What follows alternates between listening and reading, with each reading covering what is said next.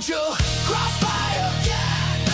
Caught up in the fandom flame, crossfire, yeah. Nothing in pop culture safe. Wizard casting truth bombs, mob bringing the fire. When the heart takes head, you're in the culture crossfire. Wizard spells, monsters roar, breaking down the culture war. When the fandom flames rise higher, you're caught up in the crossfire.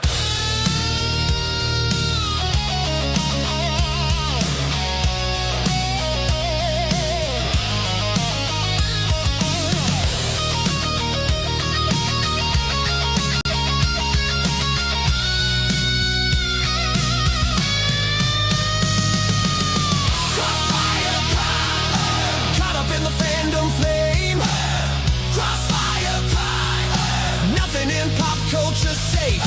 Wizard casting truth bombs, mob bringing the fire. When the heart takes hit, you're in the culture crossfire.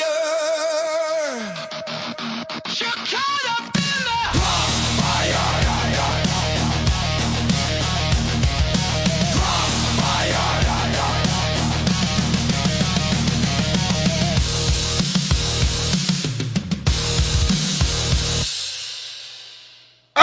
Welcome, everyone, to another episode of Culture Crossfire here on this beautiful Thursday morning. We are live, Wizard. We are live. Guys, I'm Marvin the Movie Monster Montanaro, and I am joined, as always, by my co-host, the real-life fake wizard. I'm the real-life fake wizard. This is my co-host, Marvin Montanaro. I'm Marvin Montanaro. Crossfire. Yeah, this is Culture Crossfire. Guys, we are live right now on both Fake Wizards Live and the M4 Empire. Hope you guys will subscribe to both. Leave a like on both. Yeah, we've got a lot to talk about today because culture is in the crossfire this week like never before, Wizard. We have got Supergirl news.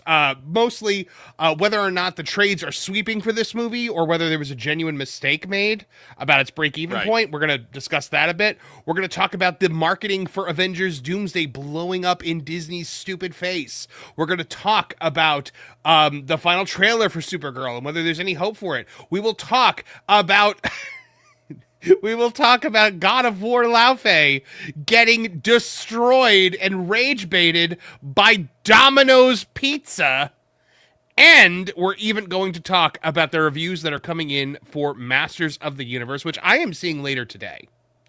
I am also seeing it later today. I'm actually going with Kata. We're getting together that's and cool. going to see it. Because, he lives not too far from here. So we're gonna get together and go have some fun. That's fantastic. Oh, that's great. I am going by myself today, and then I am going with Drunk 3PO tomorrow. So I'm going to be seeing it twice, whether I love it or hate it. So we will see. I really want to love this movie. I hope it's good. I hope it's good. And so it's got such like differing reviews. So we're going to have to see, what this actually ends up looking like. Wizard, we don't have any Super Chats to go through at the moment. Guys, send your Super Chats in. We'll get to them in between our various topics. But I think we've got to immediately get to the culture because, man, there's a whole lot of culture. Where do you want to start this week? You want to start with Supergirl? With the box office? Let's start with Supergirl. Yeah, let's start with the Supergirl stuff. Let me pull that up real quick. Where is it? Why are all of my things not showing up? It happens, Especially it's you're talking about Supergirl. They're gonna come and zap you. Yeah, Marv. for real.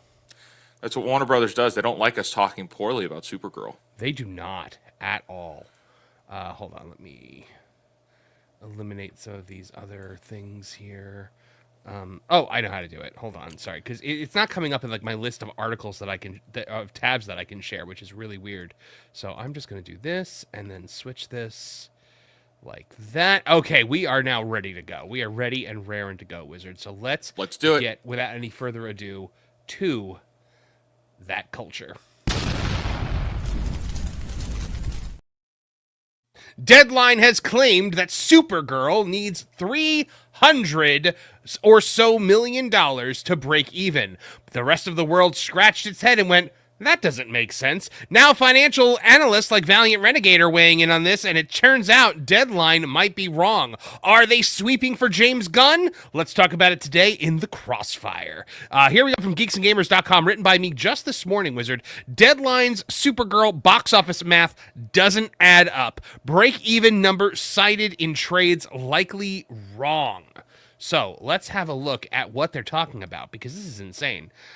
Surprising claim published by Deadline about the upcoming DC Studios film Supergirl has sparked a heated debate among box office watchers. Now financial analyst and YouTuber Valiant Renegade is arguing that the math doesn't add up, and he knows math, folks. The controversy stems from a recent Deadline report by box office journalist Anthony D'Alessandro.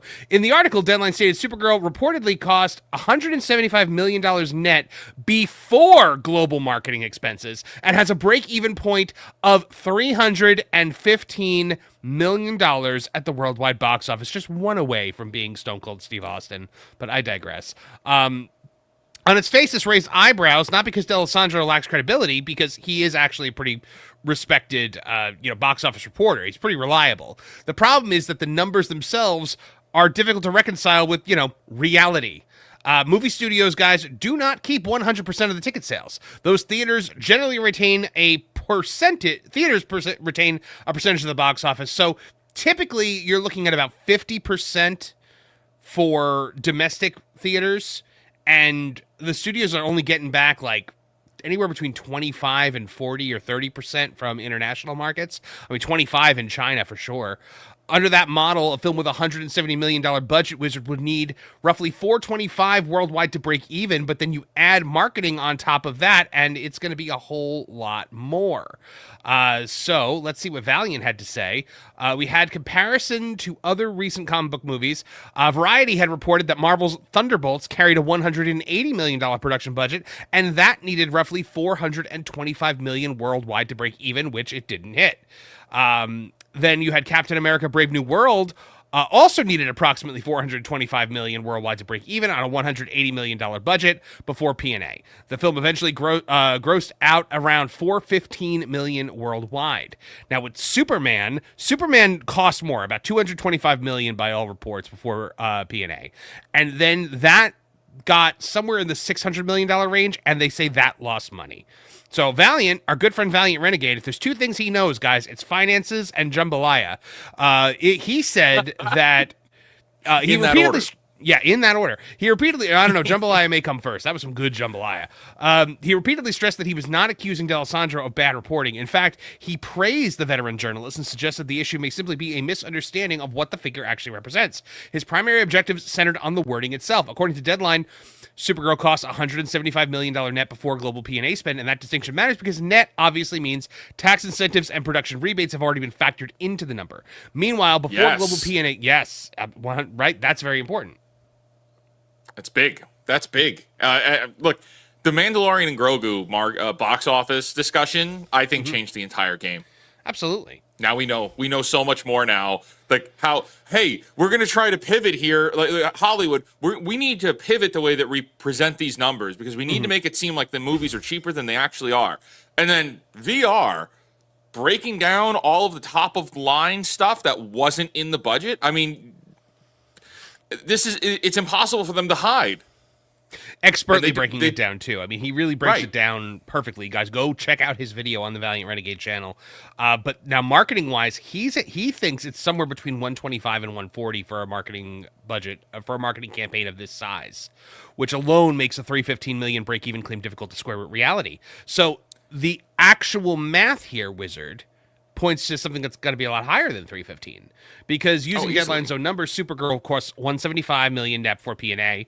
Valiant estimates it could be 125 to 140 for marketing, which puts the total investment from Warner Brothers somewhere around 300 to 315 million before considering revenue splits. So that means 300 to 315, you're looking at a break-even point of 600 to 630 million worldwide, to return approximately 300 to 315 million back to the studio. I don't understand how the trades think that they can keep getting away with this because we've been calling them out on this for I want to say years now, on the fact that they keep misreporting the true box office of what's required to break even, and then the shills run with it. The content creators that are on payroll, or they get the goodie bags, they take it and they run with these bogus numbers. Like, well, that's the thing. Now that Deadline could post a retraction of this today, in big bold letters saying we were wrong, we misprinted, we were 100% mistaken, and when this movie comes out, people are still going to hold up that $315 million as the break-even point. The people that are going to sweep for this movie. Yeah, as they're doing right now with Mandalorian and Grogu, and they're going to do it with Supergirl, and probably anything else that's the mainstream is pushing. Yeah, but the people don't really want.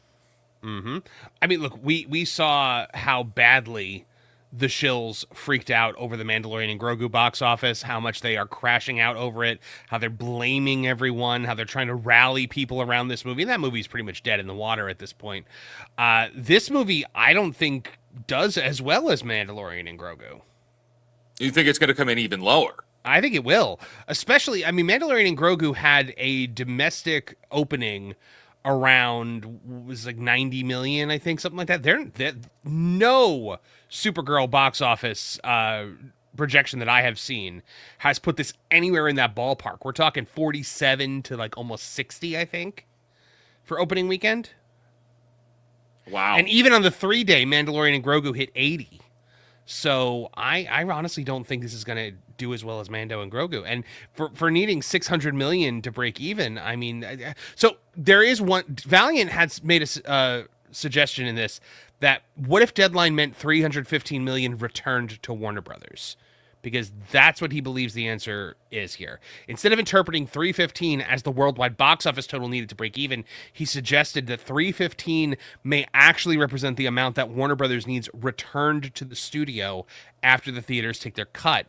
And that makes more sense, because that would ultimately mean 315 million in revenue, 630 million at the box office. Wow, if that's the truth, I mean, I prefer that if that's true. That makes a lot more sense, and I really do hope I really hope it's correct. Anthony D'Alessandro, he doesn't normally like do the box office sweeping. I think right now, because of channels like ours, like Valiant, like G&G, like Pro, Nerdrotic, every Friday Night Tights, I think everyone is now hyper focused on the success and failure point for these movies. Because it's the point of accountability. Correct. Because it's where you could hold it up to them and say, like, we don't want this. Mm-hmm. It's a financial failure. You lost hundreds of millions of dollars on this. Well, so here's the thing. I mean, we always talk about the fact that you've got movies like opinions on movies, and those are subjective, right? You can't actually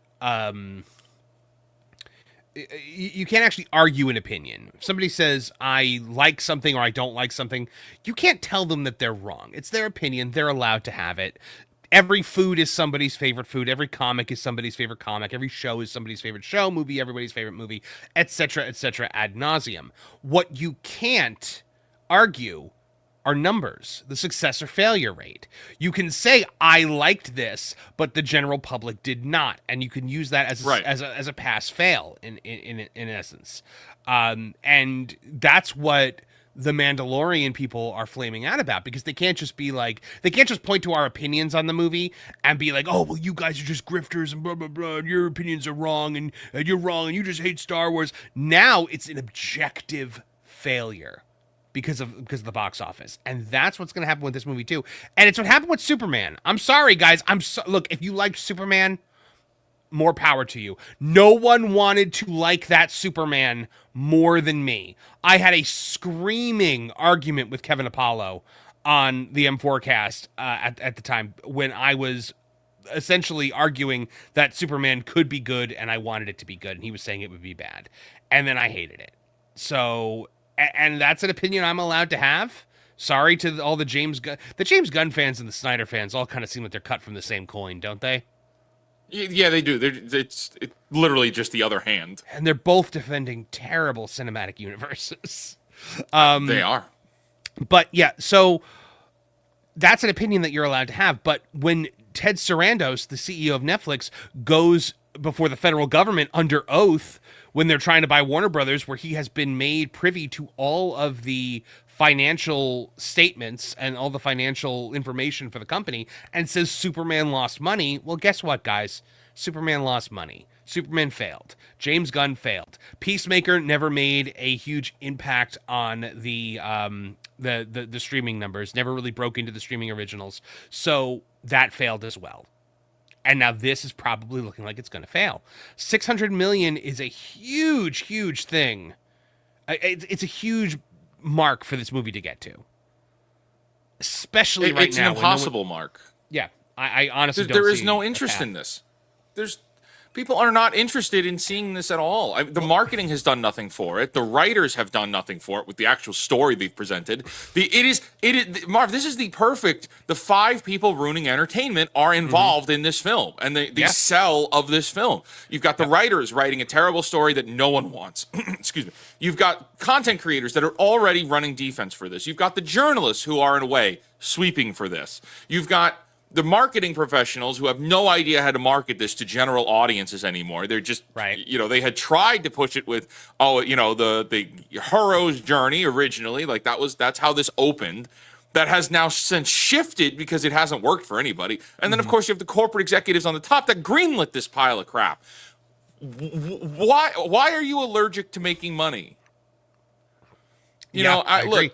Well, so then Supergirl tickets went on sale yesterday. And now they were trying to make this claim that the AMC app crashed because everyone was trying to buy tickets. But the only time I've ever seen the AMC app legitimately crash when a ticket was Avengers Endgame. I remember I had to actually go to Disney Springs, physically go to the theater to buy those tickets because the app wasn't working, the website wasn't working, everything was down. And at the physical theater, there was a massive line at like 10 a.m. The app was bugging out for me in the morning when I was getting our He-Man tickets for today. Mm-hmm. Like the app is just a junk app. Is there a possibility of that? Apps. But look, I think it's just a bad app. Over at Cosmic Book News, Matt McGloin has this article. It says Supergirl AMC app crash claim gets busted after fake ticket demand hype. It says a shill DCU account on X claims Supergirl tickets crashed the AMC app after posting a screenshot of AMC's online queue screen. Which, by the way, you also showed me that queue screen. It was like, you had what, 1 minute? Yeah. The post started making rounds with other DC accounts pointing to as assigned fans were rushing to buy tickets.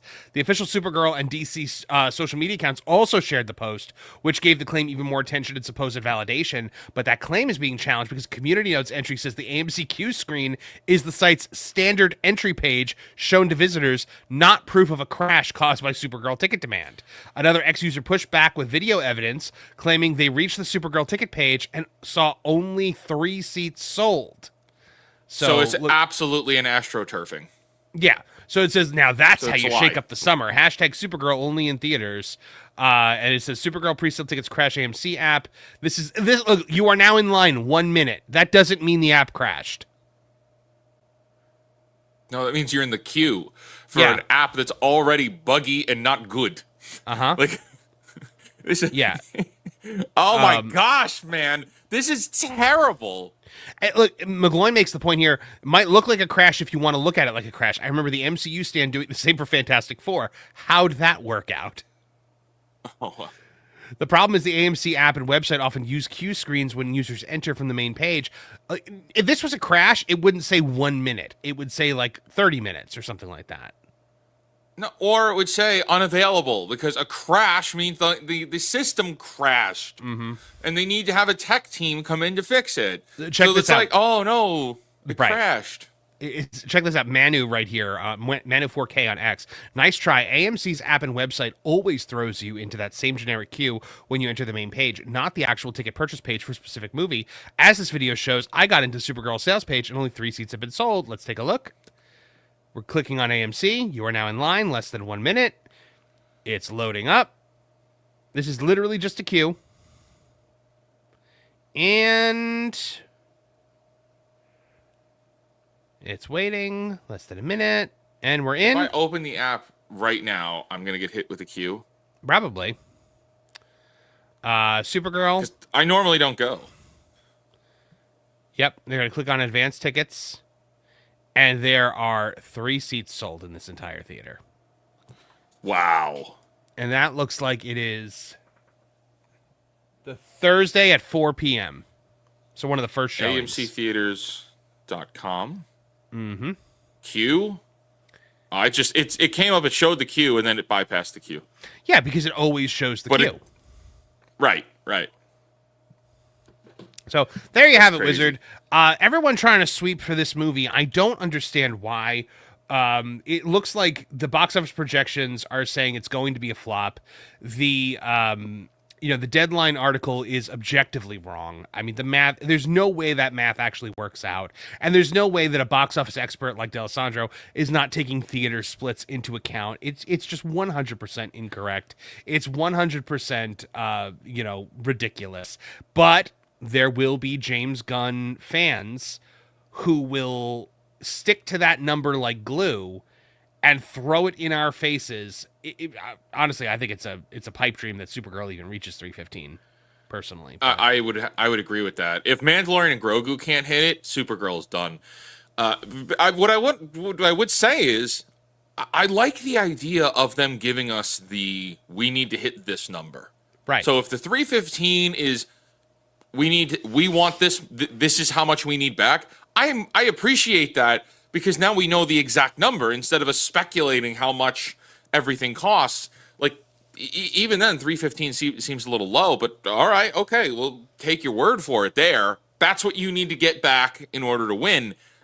That means you still need $600 million here. Yeah, absolutely. That's a lot of money. Yep. That's a lot of money that this movie ain't going to be able to produce. Mm-hmm. And what happens? The real question is, what happens when this movie tanks? Sadly, the answer is probably nothing. Like, there should be a leadership switch up. There should be the bosses from upstairs need to come downstairs and say, we're done. Well, James Gunn's already making the next movie. He's already making Man of Tomorrow. Right, it's literally in production now. They keep showing us pictures of it to get us interested to go to see Supergirl. It ain't working. Nobody wants to go watch this girl be drunk and, nihilistic and belligerent. So I saw a thing yesterday. I don't know if it's true, and I hope it's not true, but it said that Supergirl will have the first DCU PG-13 F-bomb in it. Yes. Yeah. That was real. That's real. Why is this not for kids? Let me see if I can find the article. I don't understand why they're not making... The biggest issue with the Snyderverse was it was so dark and gritty that families couldn't enjoy it. And that was the thing that really made everything, kind of fall apart. They're doing the same thing now, but in the other direction. Instead of it being gritty, angry, angsty violence, it's now toilet humor and language. I just put the link up here if you want to pull it up, but from IMDb. I don't ever need to hear anyone in DC trying to tell me that it's probably Lobo dropping F-bombs. Yeah, it's probably going to be Lobo. But Lobo has his own alien curse words that he uses. That's how DC got around it. You fraggin' bastic. That's the things that he would say. Because he's alien. Yeah, it's kind of like the Guardians of the Galaxy game with Flark. Could you imagine though? You don't go to the movies very often, but for this you take your family, you take your kids, you take your little girls, and you're sitting there and they start swearing on screen. Supergirl will see Millie Alcock's Kara drop the DCU's first PG-13 F-bomb. So they're saying Kara says it. According to Slash Films set visit report, Kara Zor-El will say fuck at least once in the movie. How many times? We'll see, said Executive Vice President of Production at DC Studios. Obviously, this is a PG-13 movie, so it's limited when it comes to ratings. But we have been being like, is this her F? Is this her F? We have different options, she said. I think there's one that's special in Craig's. Oh my goodness, I don't want this. Why does anyone want this? Nobody wants this. Nobody. And it's not that no one wants this. And it's not like we're against the F-bomb. Like we're not against people cursing in movies. It's just this should really be for, like, Marvel was able to make billions of dollars back when it was good because it was for everybody. Because kids could go, adults could go. They weren't dropping F-bombs in Marvel until, gosh, what was the first Marvel F-bomb? Probably something like Daredevil or something. Daredevil, Born Again, they drop it all the time. Yeah, well, by then it doesn't matter because no one's watching. Maybe I want to say Deadpool and Wolverine. Yeah, maybe. Would have been the first canon one. Maybe. That's a really good trivia question. Yeah. Like for trivia night. I mean, if Millie Alcock says fuck in a theater and no one's there to hear it, did she still cuss? Did she probably yes. Yeah, probably yes, it counts because people aren't there to see it, and this is one. Why would you advertise it like this? You know what? They're right. Unique Mustache over on your chat just said Guardians 3. It was Guardians 3. Really? And who said it? Come on. And who directed that? Who directed that? James Gunn. Dude, I don't know what his obsession is with cursing. I mean, look, if you could be entertaining with it, sure. Like, he turns into Kevin Smith. Yeah, he overdoes it. He really overdoes it, and it's not classy. Oh, Peacemaker was just nonstop with the language. Yeah, Peacemaker was ridiculous. It was hard. Peacemaker was hard to watch. Yeah, and again, but we don't. I said I like a lot of the Kevin Smith movies. I like a lot of movies that have language in it. It's fine, but I don't know, man. It's a lot. It's just too much with this DC stuff. But we will see, Wizard. We will see. We will find out for sure what's going on when this comes out later this summer. Are people going to see it? All we know for sure, folks, is that the break-even point is nowhere even close to $315 million. There you go, Wizard. We got to get back to the chat here. Okay. 02RR over on my channel says, have you seen the teaser trailer for Woochie the Wayfarer? It's a game based off a classic Korean folktale from the Chosun dynasty. Have you seen that? No, I haven't. I have not either. That is not one that I've seen, but we'll take a look at it, 02RR. Thank you for the 5. Mike Glass just gifted 20 M4 Empire memberships. Wow. That is a hundo right there. That's incredible. Mike Glass, thank you so very much, my friend. We have checked your power level and it's over 9,000. You know what? That needs to get actually a little bit more than that. Please, no. Covered with scorpions. Covered with scorpions. No. Covered with scorpions. Get them off me. At the Red House, where black people and white people buy furniture. And Hispanic people, too.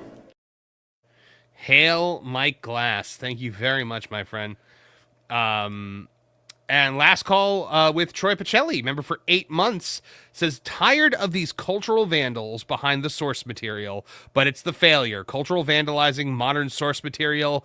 Poozers. That's like, could you imagine if Kilowog is calling people like fuckers or bitches or something like that when he has poozers sitting right there? Yes, I could. In James Gunn's universe, yes, I could imagine that. Yes. Yeah. Over on my channel, we got Sebastian sent a high 5 for 100 joules, and Hans Strudel sent a power potion for 500 joules. Thank you both for that. Broken Cal says, Marv, I notice you cough a lot reading super chats. Hope everything is okay, bro. Yes, I'm okay.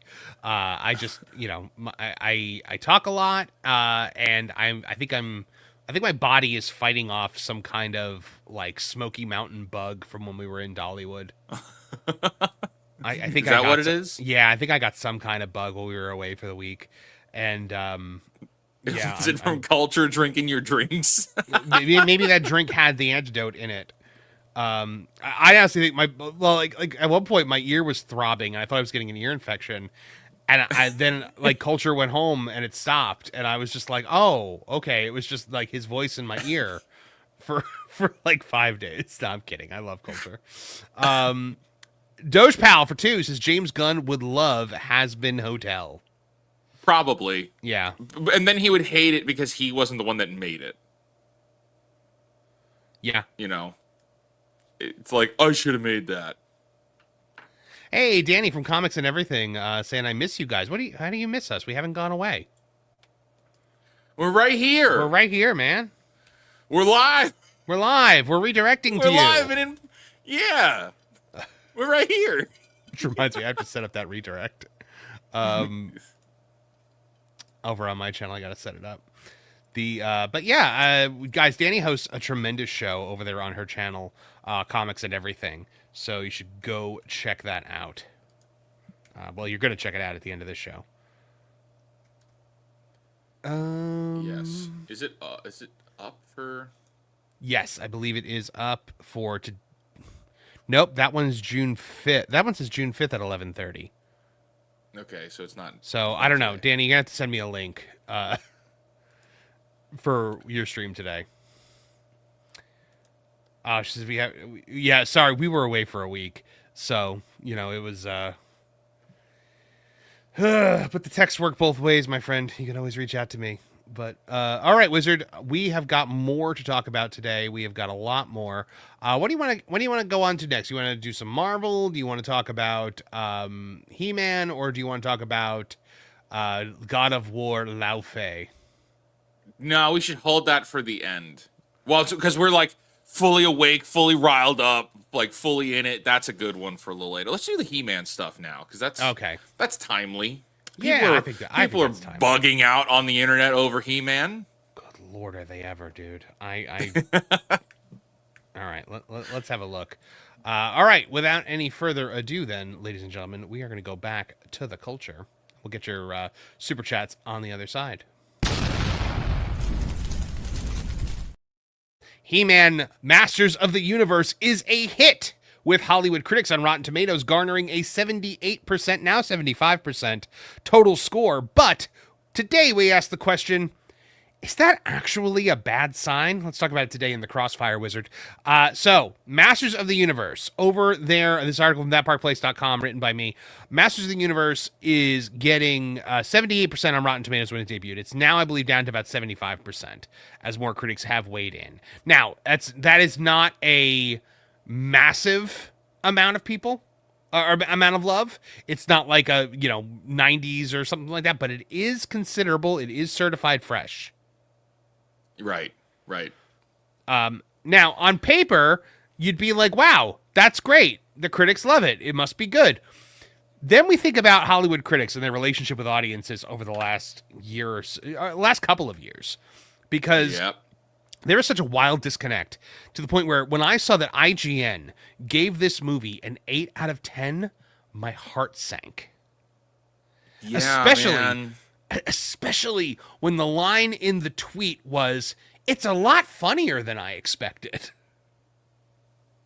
Yeah, but what they find funny is usually not something we would find funny. Mm-hmm. And that's the disparity there. You know, the critics of today have become the equivalent of Jim Cramer. If if they say it's great, it's not going to be great. It's probably not going to be great. There's a very high chance that it is kind of a stinker or disappointing. We see this with video games all the time now. And recently, I think this is worse. Like it's worse for the access media. It's worse for the critics because they've revealed too much, even just recently, with the whole mixtape scenario. Everybody's saying this mixtape game is a 10 out of 10, 10 out of 10. And now we're like, well, wait a minute. Mm-hmm. you're absolutely lying. And if you're lying about this, then you're probably lying about that. And if you're lying about that, you're probably lying about He-Man as well. And so there is no reason to ever, ever, ever, ever, ever take critics seriously. Ever. Look, there was a time in which the critics were trusted, where the critics were independent. Somewhere along the line, they all got into the studio pockets. And I think I know what it was, Wizard. It's movie critics weren't nerds originally, or they weren't geeks, I should say. They're movie nerds. They were, definitely students of cinema and film, but they weren't nerds covering nerd topics, because now that anyone can be a critic, which is a beautiful thing, the new media has empowered the masses to be able to give their opinions on things. But now all of a sudden the studios like Disney, like Warner Brothers, like Paramount, Universal, they can now reach out to these people who are super fans of a topic and be like, oh, you want to meet Pedro Pascal? Oh, you want this gift box with all the merch for the movie? Well, maybe stay on our list and you'll get more stuff. And the way you stay on that list is you say positive things. Now, that doesn't always happen. Obviously, there are movies that the critics do hate. But let's take a look here, because Michael, critics gave it 40%, audiences 96%. Ironheart, critics gave it 85%, audiences 56%. That was a pile of crap. Cuties, they loved Cuties and audiences hated that. And Cuties was deeply problematic. Yeah. To borrow one of their words. Starfleet Academy, 88% from critics, 45% from audiences. So this you is should lose all respect after that. You can't actually take the things that these people say seriously. You need the actual score from people who have seen it. Like people like, normal people that aren't shill Hollywood critics. I saw Blaine over on Criticless. He gave Masters of the Universe I think like a 70-something%. Over on Criticless right now, if you look, Masters of the Universe is sitting at a 57% decent score. So, and by the way, follow me on Criticless. I already have more followers on there than Pro, but I need to have more followers than other people like Jonas. So, yeah, and I will be reviewing this, both on geeksandgamers.com and wow, wait, what did Tom give it? Tom gave it a 16%. 16%. Oh, yeah. Okay. That's not a 10 or a 5. Gave it 74. 16. Let's see. I'm just cycling through to see if there's anybody else that I recognize. So a lot of different things out there. Now, here's another thing that I want to point out. We know that the critics like this movie. We know they like Masters of the Universe. But what is the kind of Masters of the Universe that these people like, Wizard? Take a look at this. Rotten Tomatoes critics love Masters of the Universe, but they also loved Kevin Smith's He-Man Netflix disaster called Masters of the Universe Revelations. Now, that one got 75%. Or I'm sorry, this one got 75%. That one, the Netflix animated one, got 95%. Audiences gave it a 52%. Yeah, if you're not a He-Man or a Skeletor fan, you're gonna love that show because He-Man and Skeletor get the boot in the first episode. Yeah, do you remember that? Like, so He-Man and Skeletor were highly promoted. They're like, oh, Mark Hamill is playing Skeletor. It's gonna be great. Yes. And then all of a sudden, it was all pulled away. He-Man and Skeletor were dead by the end of the first episode. The show was about Teela. It was the ultimate bait and switch. And this was revealed, I believe it was Clownfish TV and Neon, who said, this is not going to be what you think it's going to be. It's going to be a Teela show. They're killing off He-Man and Skeletor. And Kevin Smith himself pushed back on that. And Kevin Smith, he did all this like he railed against Clownfish, and they took a lot of heat, and they got in like a lot of their credibility took a major hit for a while until the show came out, and it was proof that Kevin Smith was lying, and Kevin Smith took it to this YouTube channel and actually damaged their reputation for a little bit. until ultimately being proven a liar. That was the day that Kevin Smith was my hero when I was a teenager. Like, he was the ultimate Jersey fanboy who made it, who brought his visions to life. And then I loved his podcast. He's what got me into podcasting.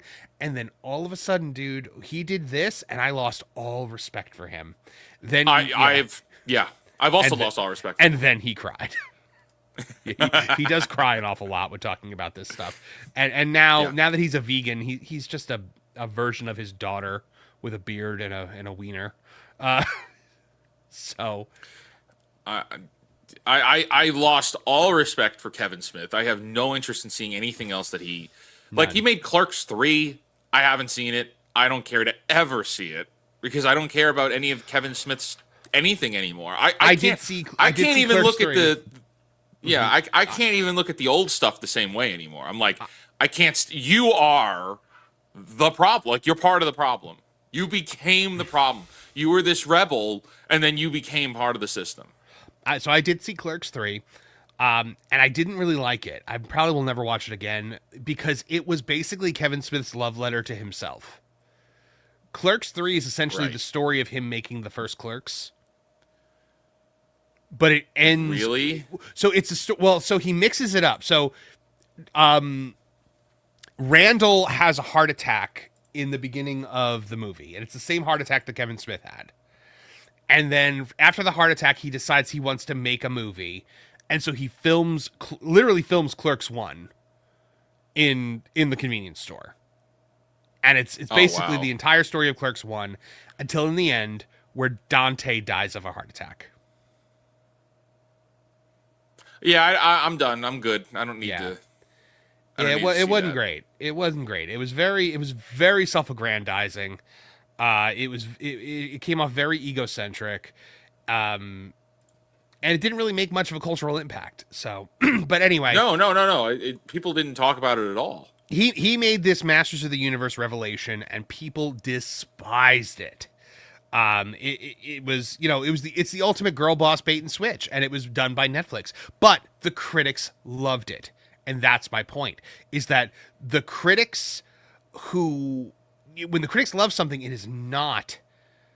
More often than not, we all say "uh-oh" when they like something because it means we probably won't like it. Now, but I will say there are some people that we've seen in our space who do love it.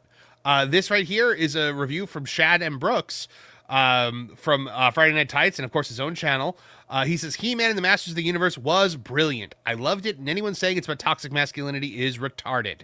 Skeletor is one of the best characters in it and is simply a classic, unrepentant, unapologetic villain that loves being evil and afraid of losing his power. Saying he's the embodiment of toxic masculinity is retarded. This film celebrates masculinity and what it really means to be a man and have power, which is the biggest compliment. It's not perfect, but because it understood the core of what He-Man is, I love this film. Full review will be out soon, and he does have a full review over on his channel right now, so make sure you go check that out, guys, because he's going to have a lot to say. Now, I will say, not everybody in our space loved this movie, Wizard. Oh, really? Well, yeah. I'm sure everybody enjoyed it. I wouldn't put money on that.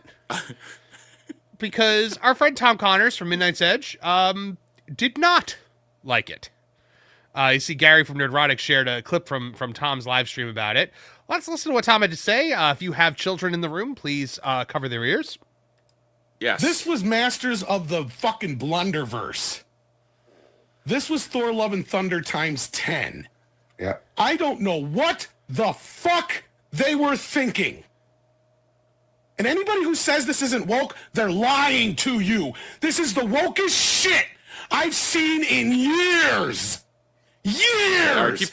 Everything from... Yep.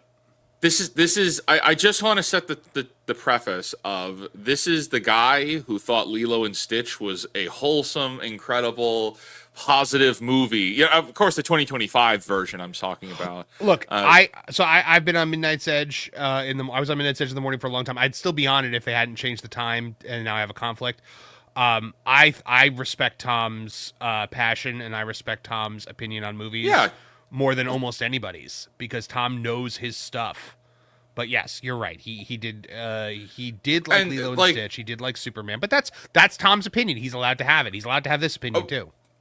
Which is fine. And I'm not trying to take his opinion away. I'm not trying to say. I'm just trying to say that, and we haven't seen the film yet, so we can't give our full context. But this is another reason why I don't like to use the word woke, right?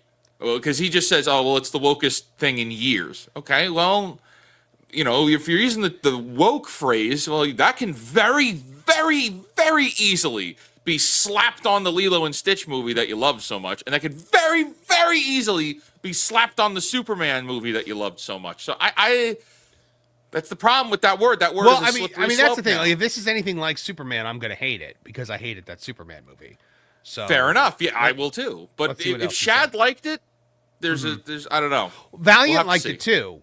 I know Valiant liked it, and Right. DA said it was okay. So people that I respect like it, and people that I respect don't like it because I do respect Tom That- immensely. That's interesting. Yeah. So if DA is like, it's okay.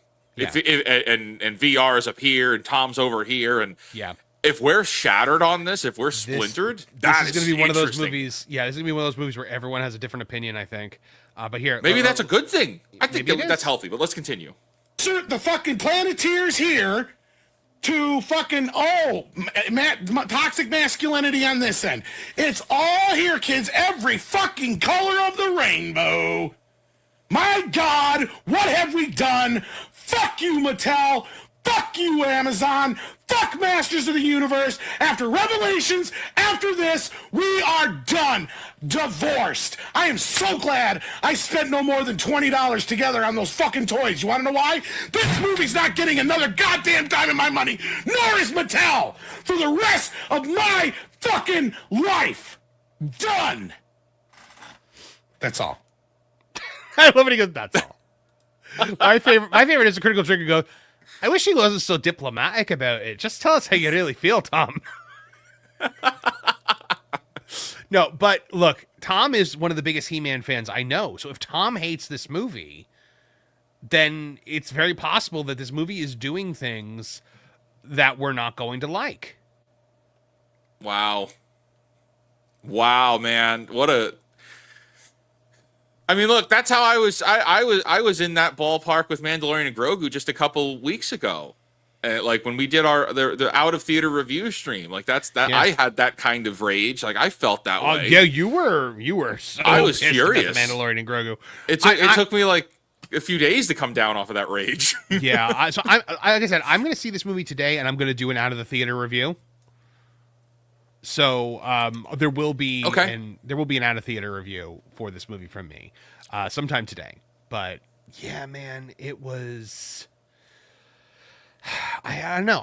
I still want this movie to be good. I'm a little afraid now that if I like it, Tom will hate me. But it's going to be interesting to see for sure. I'm fascinated to see what this is going to bring.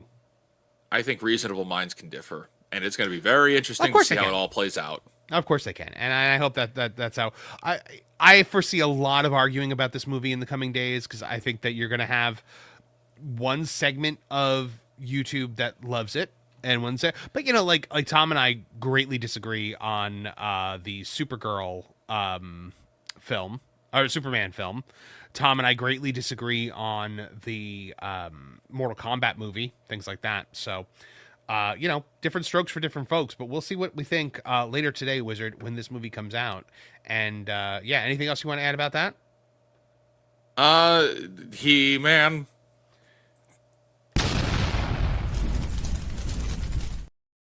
That was the perfect segue.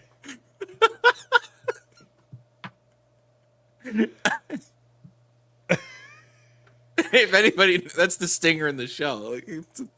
Yep. All right. So, not much.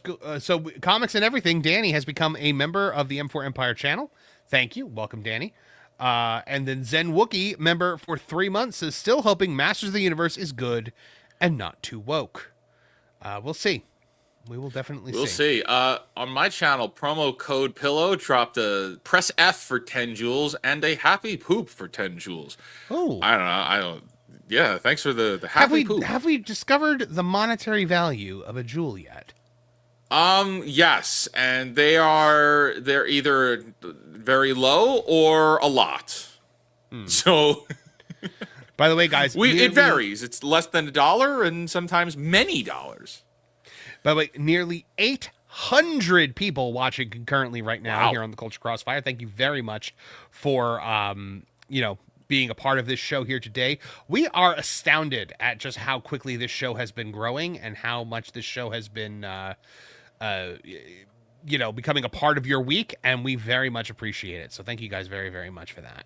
All right, Wizard, let's move on. What do you want to do next? You want to do Supergirl? We could do Supergirl trailer.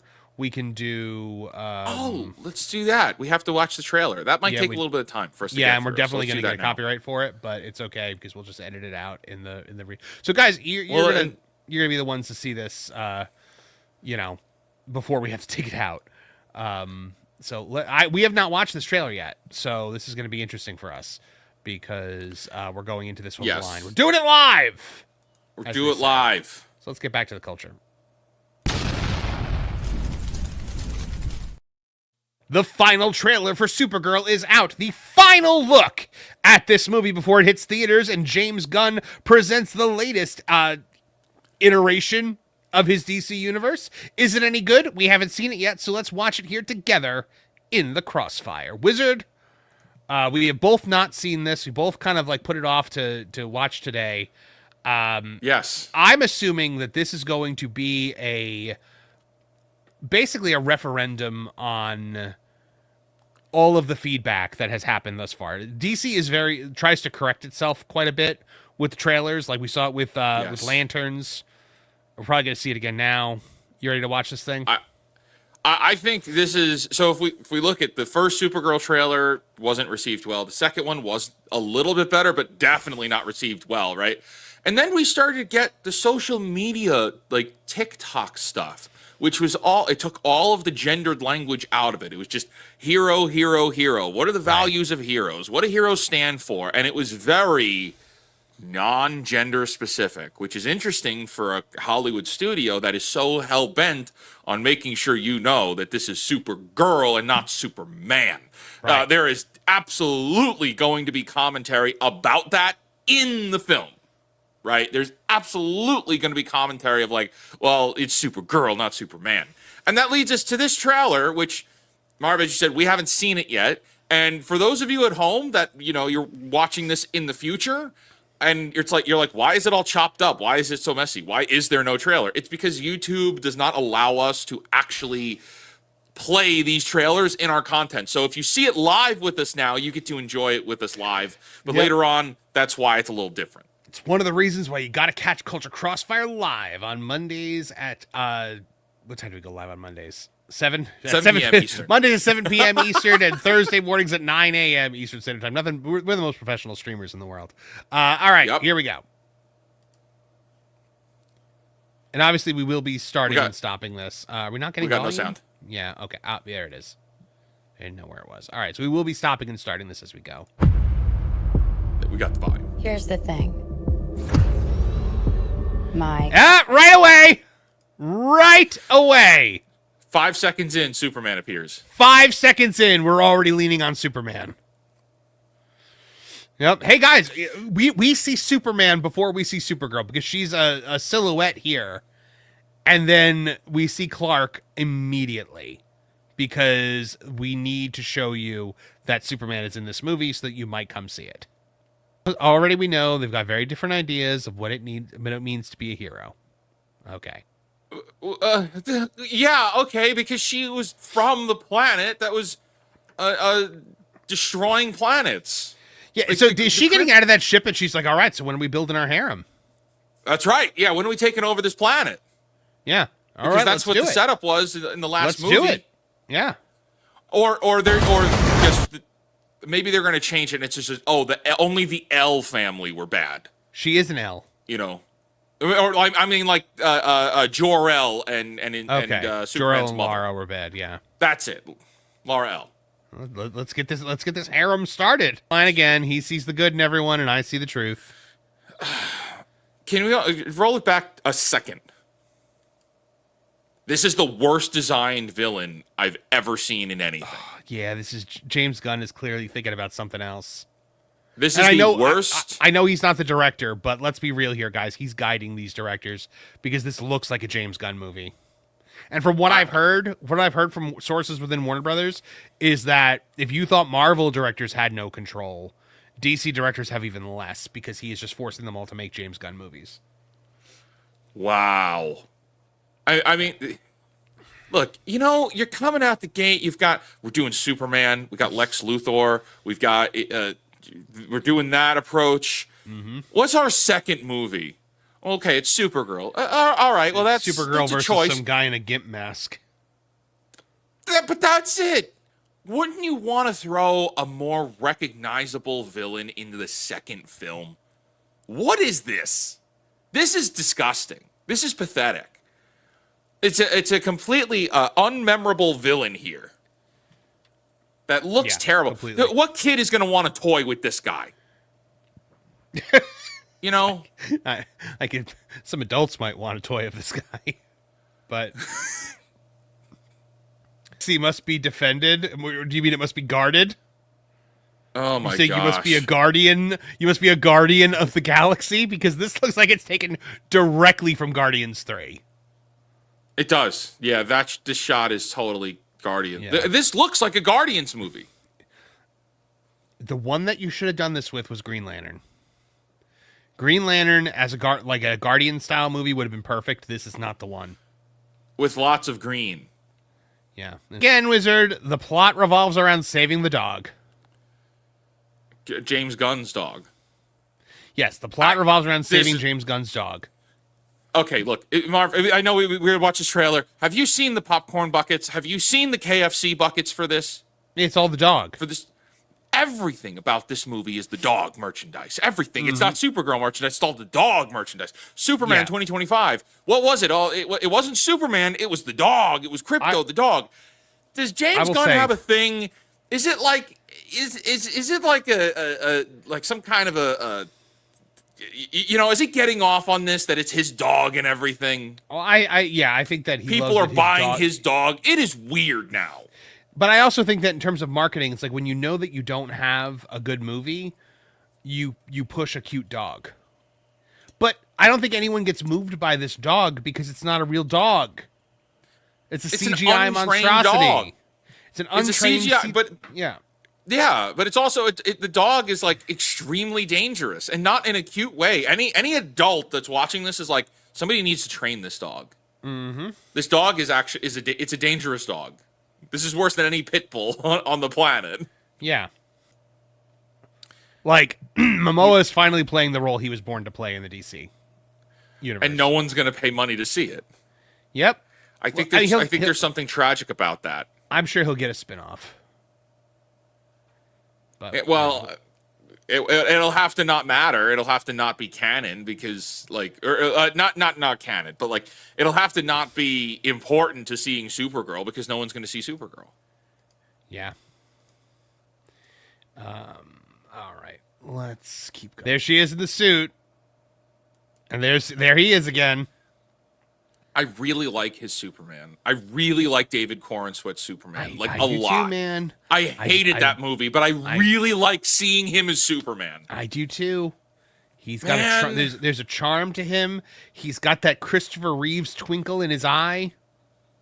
He plays like I like his Superman. And I see you guys in the chat. Henry Cavill's better. I liked Henry Cavill's too. I wish we got Henry more. Cavill's Superman. I thought that Henry Cavill showed us that he could be a good Superman that smiled and had the twinkle in the eye and had genuine joy, but Snyder never allowed that. He had to be a sneering murderer for the entirety of everything. Cynical. Yeah. The best line in the whole Snyderverse is when Lois, in the director's cut of Batman vs. Superman, where Lois is like, Clark, people died. And he's like, I don't care. I'm like, oh, Superman. Good. Was actually going to be in. Oh, 8 minutes. Yeah? You think 8 minutes of screen time? 8 minutes. He's barely going to be in it. Yeah, probably. We're going to get more from Gimp Face than Lobo. Yeah, probably. Only A lot more of her plucky young British female sidekick. Oh yeah, she's gonna have 40 minutes. Yeah, I just realized something, Marv. Watching this, What? you're gonna sit in the. This is the kind of movie you're gonna be sitting in the theater, and you're gonna say, "Man, I wish I was spending more time with Superman." But it's the Supergirl movie. This is a terrible idea because you're gonna be like, "Wow, I wish I was hanging out with David Corenswet Superman instead." Yep. But he's not in this thing nearly enough. I just want to see more from him, Yep. and that's bad. Absolutely nothing about this made me want to see this movie. That was more of the same. Have they changed nothing? I mean, that was more. That was Yep. just more of the same of what we've already seen. I don't know, man. I don't see this thing. We've talked about it. Other channels have talked about it. VR did a breakdown. Valiant Renegade did a breakdown of it. Yep. This thing needs to hit $600 million. And now that you've seen this trailer, and I would ask you in the comments, what do you think? This is the final trailer. That means all the cards are on the table. All that they're willing to show us is now out. Is this enough to bring families to see it 2 and 3 times? Is this movie going to get super fans to see this 2 and 3 times? Definitely not. I don't think, unless this is like, because here's the thing. Why did Guardians, because nobody knew who the Guardians of the Galaxy were, right? Why did this take off? Why did Guardians take off the way it did? Because it was fun. It was fun. It was fun. It was different. Although it did set the tone for all movies in Marvel moving forward to be as witty and it was different. Humor. It was different at the time. Now it's cliche. Now it's borderline cliche. Right. Now it's the cliche. But it was also, I mean, Marvel was riding the high. But you know what? The Guardians of the Galaxy trailers were really good. They did a good job of making you interested in seeing this group of like renegade losers work together. They were. Yep. I agree. I think you're gonna sit in Supergirl. You're gonna say, "I wish we were hanging out with Lobo again," and I wish we were hanging out with Superman. And that's not a good place to be. Definitely not. Not for this James Gunn. What James Gunn's trying to do. You're trying to establish a universe. This is your second up at bat. You've already got a Superman that say what you. It did not do great. No, it didn't. It didn't. It didn't go great, but at the same time, thank you. At the same time, I feel like people do like. I feel like a lot of people agree with us that they like David Corenswet as Superman, even if they don't like that movie. Yeah, that's the problem. I mean, all of the actors of Superman 2025 were likable. I liked all of them. I just wish the writing was better. Everybody was very good in that film except the writing. By the way, thank you, chat.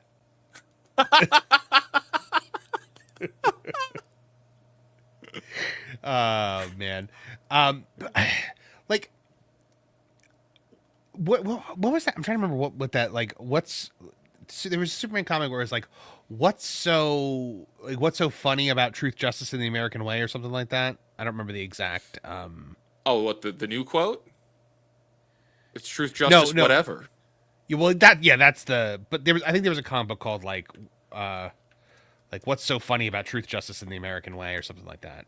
But and I want to know, like, why are people not wanting this in the movie? Why can't we have truth, justice, and the American way?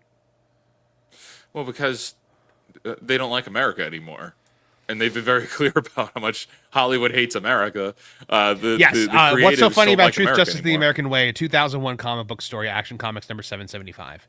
Okay, that was Superman versus the Elite. Sorry, I knew I wasn't crazy, but like I think that's kind of the point. Is what's so funny about Truth, Justice, and the American Way? Sorry, I interrupted you. Go ahead. No, that's fine. It was they don't like America anymore, so you can't have the American way. Well, James Gunn doesn't like America. That's why I could not believe that Superman did not have Truth, Justice, and the American Way in it. Well, I think didn't he say the other? What's the new one? Truth, Justice, and the Human and the Human Way. There was a rumor that was on some of the merchandise, but I never saw cringe. that. Yeah, that's cringe. That's extremely cringe. Yeah. I mean, look, we're in an era where DC had Superman renounce his American citizenship. Uh-huh. Yeah. Yeah, because he's a citizen of the world. Yep, he is a citizen of the world, right? But yeah, It's sad. So It's really sad. This is the movie we're getting. You know, this is what's happening. Whether or not it's ever going to amount to anything we talk about a year from now, other than a major disaster, we don't know yet. But Wizard, what are your final thoughts on this trailer? I don't want to see it. I don't want to see this film. I know I'm not going to like it. I know I'm going to have, it's going to send me into one of those like mindsets where I have to meticulously break down everything that happened to try and explain why it doesn't make sense or it's a bad movie.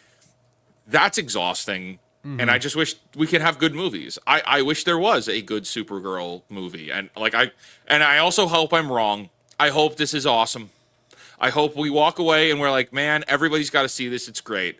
Yeah. I don't think that's going to happen. But I'm willing to say if it does. I'm willing to say if it's actually good. You know, I want to be wrong.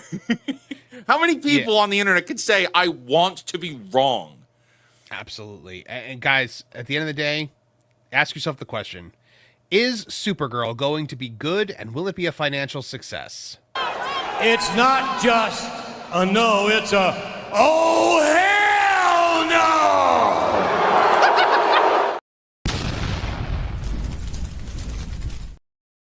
Thank you, Vince. Good timing. I love that clip of Vince McMahon. All right, back to the chat. We've got a few over here. Uncultured Barbarian over on my channel for a 5 says, I've read the comic story, and that Supergirl was someone her cousin would have been proud of. She was actually super. This looks like garbage. It does indeed look like garbage. Yeah. 100%. Over on your channel, Wizard? The scap job for a South American rand for a South African. South African. Yikes. Yeah. That's what I meant. I knew what I meant. I just said it wrong. South African rand for 100. Howdy from South Africa. Keep up the good work, gents. The comments on this trailer are so obviously paid for. Or they're bots. It's just like, wow, this looks great. A new superhero for a new age. Like, it's all just like the same thing over and over again. It's also on your channel? Odd Dog Warrior for a 2 says, hey guys, who would be your pick for Supergirl? That's right there. Her. I don't disagree. Yeah. Yeah. Not to be the guy that says Sydney Sweeney for every single thing that anyone ever asks, but she would be a phenomenal Supergirl. Yeah. Yeah. She can act. We know she can act. I mean, you know, her Supergirl would make $1 billion. She might also be good as Power Girl for reasons. Thank you, Lord. You know, what reasons, Marv? Could you explain to us what the reasons are? I could think of 2 reasons right off the bat. But no, look, she is popular. She's topical. And I think she would be an amazing Supergirl, or would have been. But they went with who they went with. James Gunn would probably never work with Sydney Sweeney because of politics. Which is crazy. It's crazy. Like, yes, no, we don't want the billions of dollars that this would bring us. We're going to go with Milia Alcock, who is extremely polarizing. Yep. Okay. She wasn't polarizing in House of the Dragon. It's just she could not. She couldn't keep her mouth shut. You know, like this press when they cast her, I was like, oh, the girl from House of the Dragon. I liked her. Yeah. Then she opened her mouth. And then she opened her mouth. Over on my channel, promo code Pillow sent a 100 for 2 jewels. Thank you. Gotta love it. I gotta figure out how to turn those jewels on because I don't think I get them. Yeah. Yeah, I need to figure it out in the studio how to accept jewels. By the way, 932 of you guys watching right now across all of our various channels. Yes, 932 watching across our 2 channels and our X accounts. So welcome, everyone. Thank you for going. Can we get to 1,000 today? We have been waiting to pass the 1,000 mark for forever. We've come so close, and we have not passed it yet. So that will be a major Cultural Crossfire celebration when that happens. Wow. Let's go. Yeah, absolutely. Let's frickin' go, buddy. Let's. Uh-oh. Hi, I'm the real life fake wizard, and I think Marv disconnected. So we're just gonna keep the show going. I can't share my screen or anything, but we're gonna keep going. I see you guys here in the chat. Something has clearly happened over there. All right, sorry about that. There he is. I closed the wrong thing.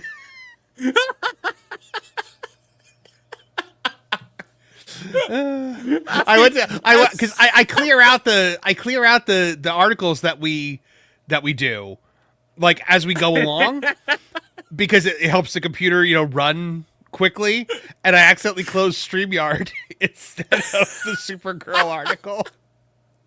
I just and then I realized, like, oh my god, I'm gonna have to continue. If something happened, I'll just continue this stream. And I'm like, I can't share my screen at all. Nope. All right, so I'm gonna describe.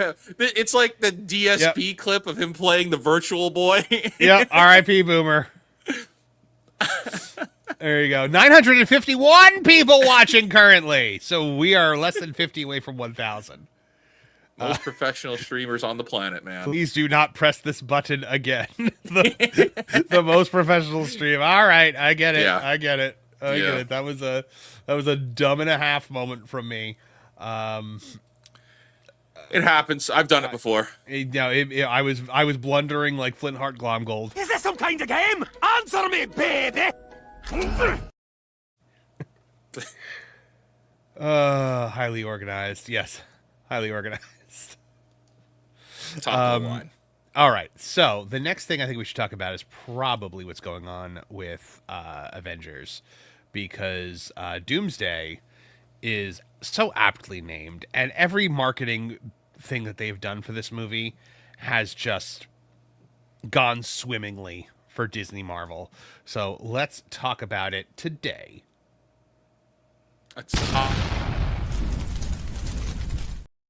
Disney Marvel has hit another marketing blunder when it comes to Avengers Doomsday, actually managing to generate the slightest bit of excitement for this film for one brief and shining moment before they just let it all crash and burn. Let's talk about it today in the Crossfire. Over on geeksandgamers.com, written by Alex Gurzo, Russo brothers troll fans with Avengers Doomsday coffee shop at SXSW. So Russo brothers got Marvel fans psyched for nothing. The big surprise, the directors of the Avengers Doomsday tease for SSXW London this morning, the one people thought would be a trailer for the upcoming film, or at least some kind of reveal about Dr. Doom, turned out to be a pop-up coffee shop serving Latvian coffee, along with some coffee bags signed by the Russo brothers and napkins that had the Latvian flag on them. Wah, wah, wah. This is the kind of trolling that would be good if your franchise was in a healthy position. I don't think they were trolling.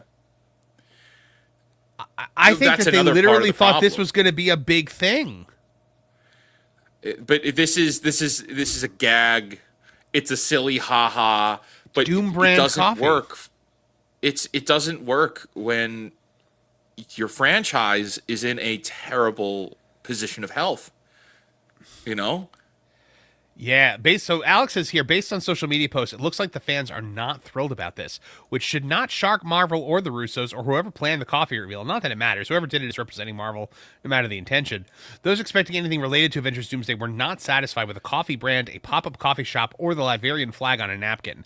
They feel like they were pranked by a studio that has somehow managed to lose even more goodwill at an event that should have been an easy layup for them. And there you see it right there. That's the Dom Latveria coffee. Yeah. Latveria brand, Doom brand coffee. I mean, that's cool. but it's not. This is the kind of thing, man. It's like, look, Nintendo does stuff like this, where it'll be like, hey, we're doing an event in Austin, Texas, and it's a limited time thing. And it's like, okay, well, that's cool. Just a nerd here trying to sweep for this, being like, first look at the Liberia flag in Avengers Doomsday. I really don't think this was the surprise. Russos wouldn't tease a flag for 3 days, bro. Yeah. Alas, they would. They did, though.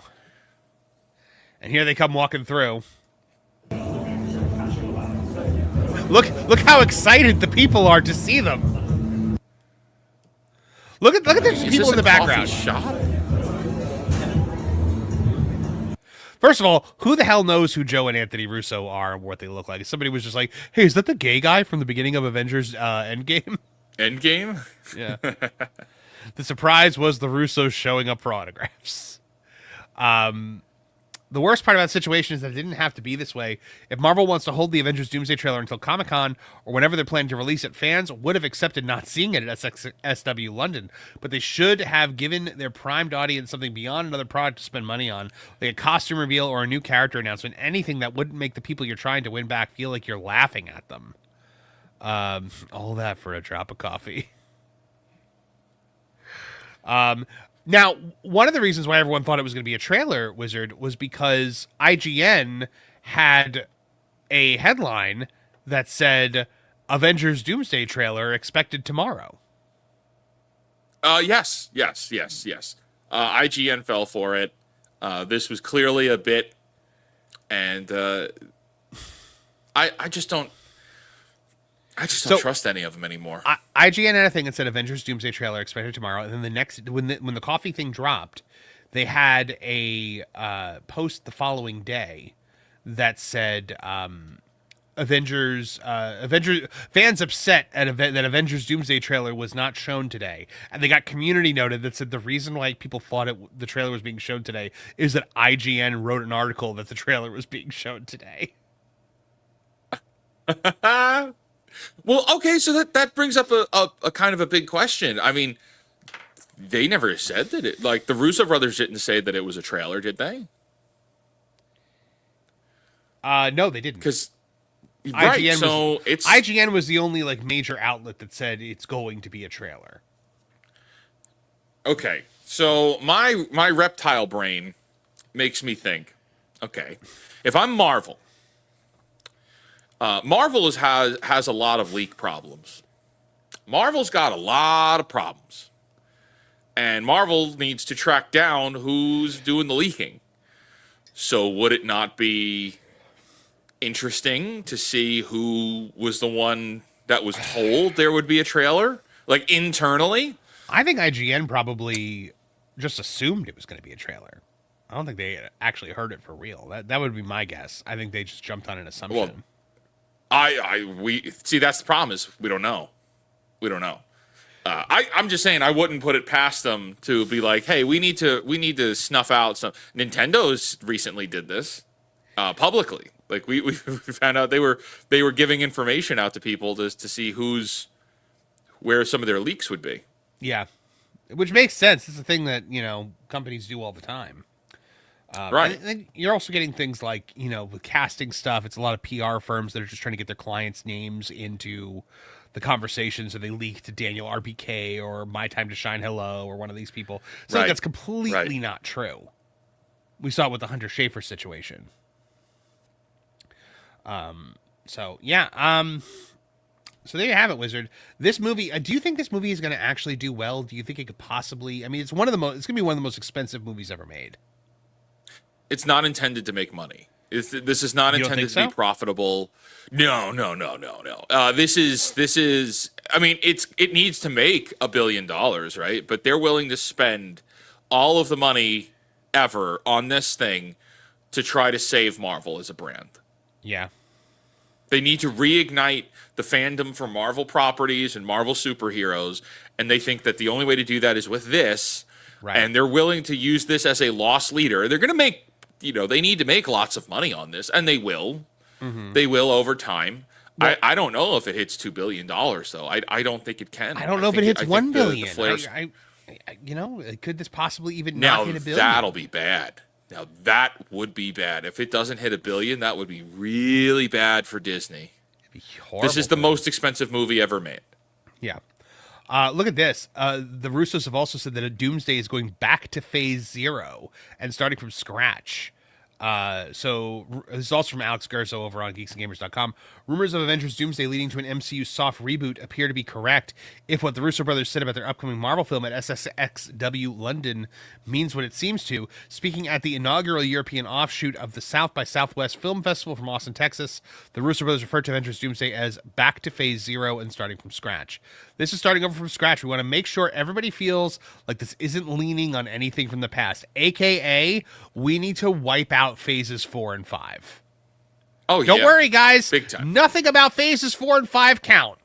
Don't worry about it. Come see this movie.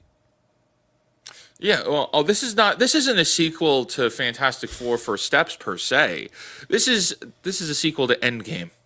This isn't a sequel to Thunderbolts or Shang-Chi or the Eternals. The Eternals will never be heard of again. Yeah, they'll never Captain again. America Brave New World. No, this is a sequel to Endgame. And you remember, right? You remember Steve Rogers? You gave Anthony Mackie the shield, so that's why he's the Captain America in this, because you gave him the shield. You don't need to see Brave New World to know what's going on, or that Harrison Ford is the Red Hulk. Yep. Yeah. You don't need to know any of that. And pay no attention to the blonde lady who is Black Widow at the moment. She doesn't count. Oh gosh. She doesn't count. Oh, Florence Pugh. Florence Pugh. The greatest career move that woman ever made was dumping Zach Braff. The second she got more famous than him, she was just like, cheerio. Look,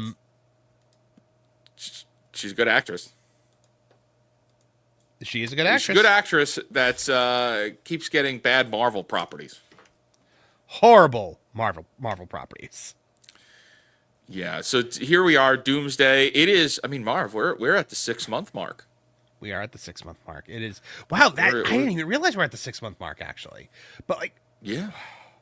They desperately do. They desperately want to get this thing out there, and they desperately want people to come back. They know that nobody cares about Marvel anymore. They know that phases 4 and 5 fell flat on their face. We are done pretending at this point. We are completely done pretending that phases 4 and 5 are a success. They are now 100% all in on, we have to do something. We have to do a reset. This failed. The MCU failed. Kevin Feige failed. The second the Russos and Joss and Favreau stepped away from Marvel and Kevin Feige was left on his own, he sabotaged the Marvel universe. And that's where we're at now. Here's the thing. I made this point on the Pro Show the other day.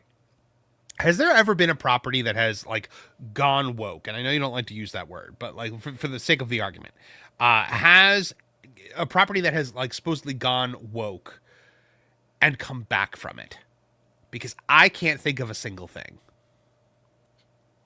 If you want to say Bud Light is starting to rebound, but when it comes to entertainment things, when it comes to movies and TV shows that have done this and tried to correct themselves, has anything successfully navigated back from it? I don't think so. No, it's very hard to gain a customer. It's even harder to gain them back after you've lost them. Yes.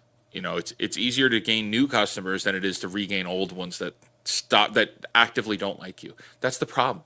They have insulted whether it's political ideology, whether it's woke or whatever the case may be, whatever way you define it. Hollywood has spent the last 15 years insulting the audience. Yes, they have. Across every genre, across every franchise. That's it, man.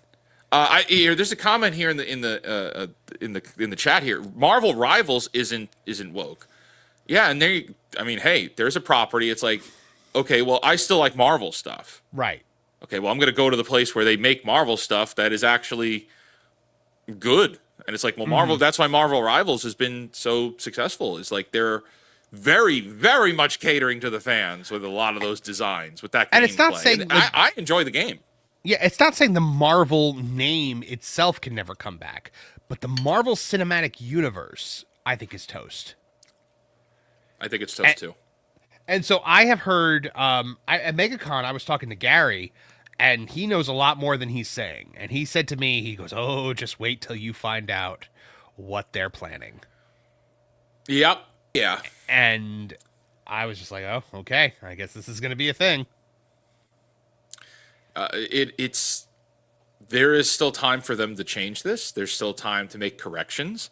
But if this thing ends, not Doomsday per se, although everybody should already know. And look, this isn't Doomsday ends on a cliffhanger.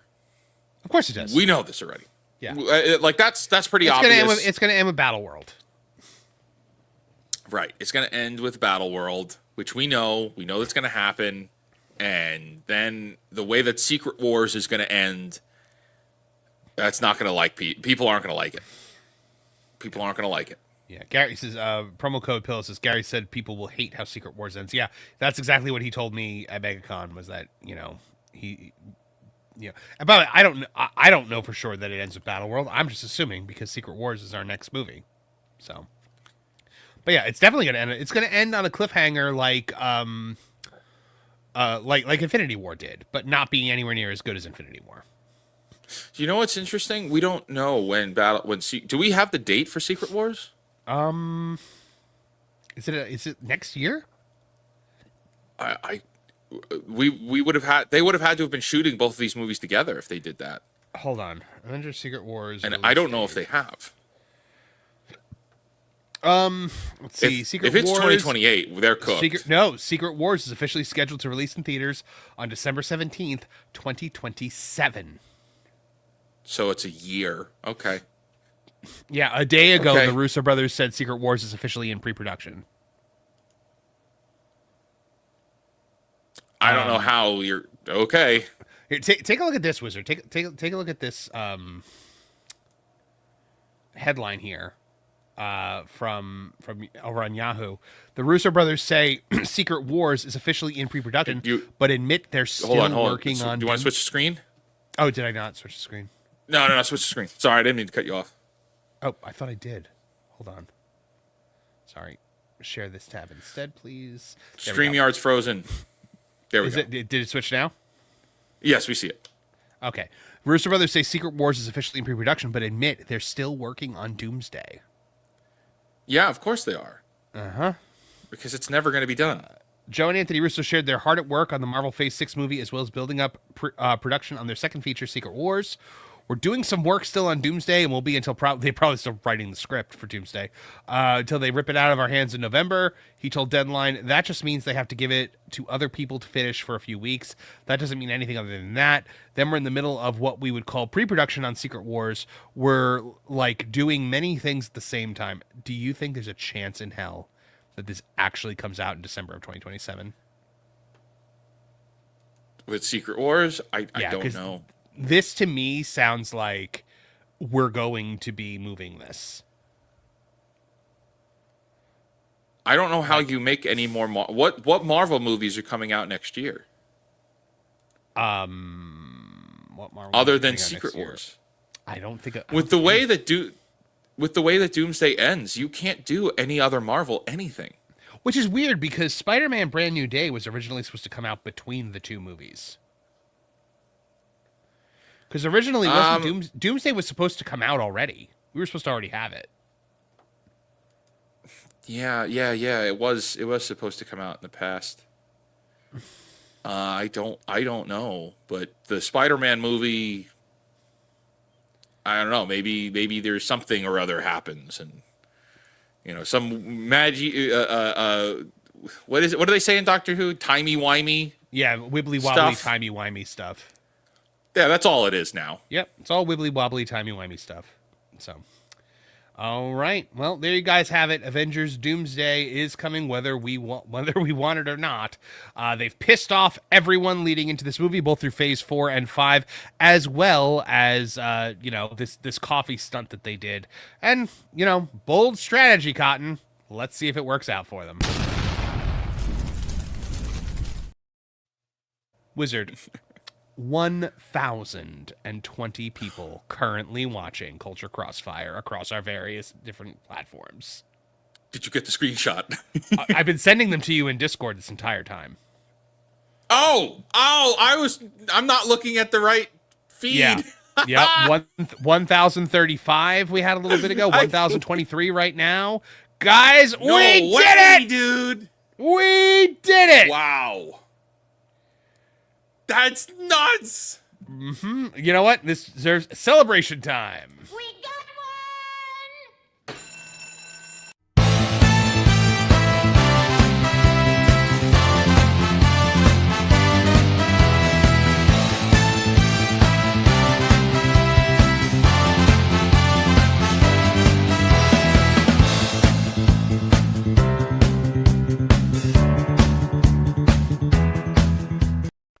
Commander, you've rained on my glorious parade.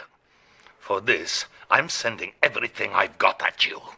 But I won't let you have the satisfaction of catching me.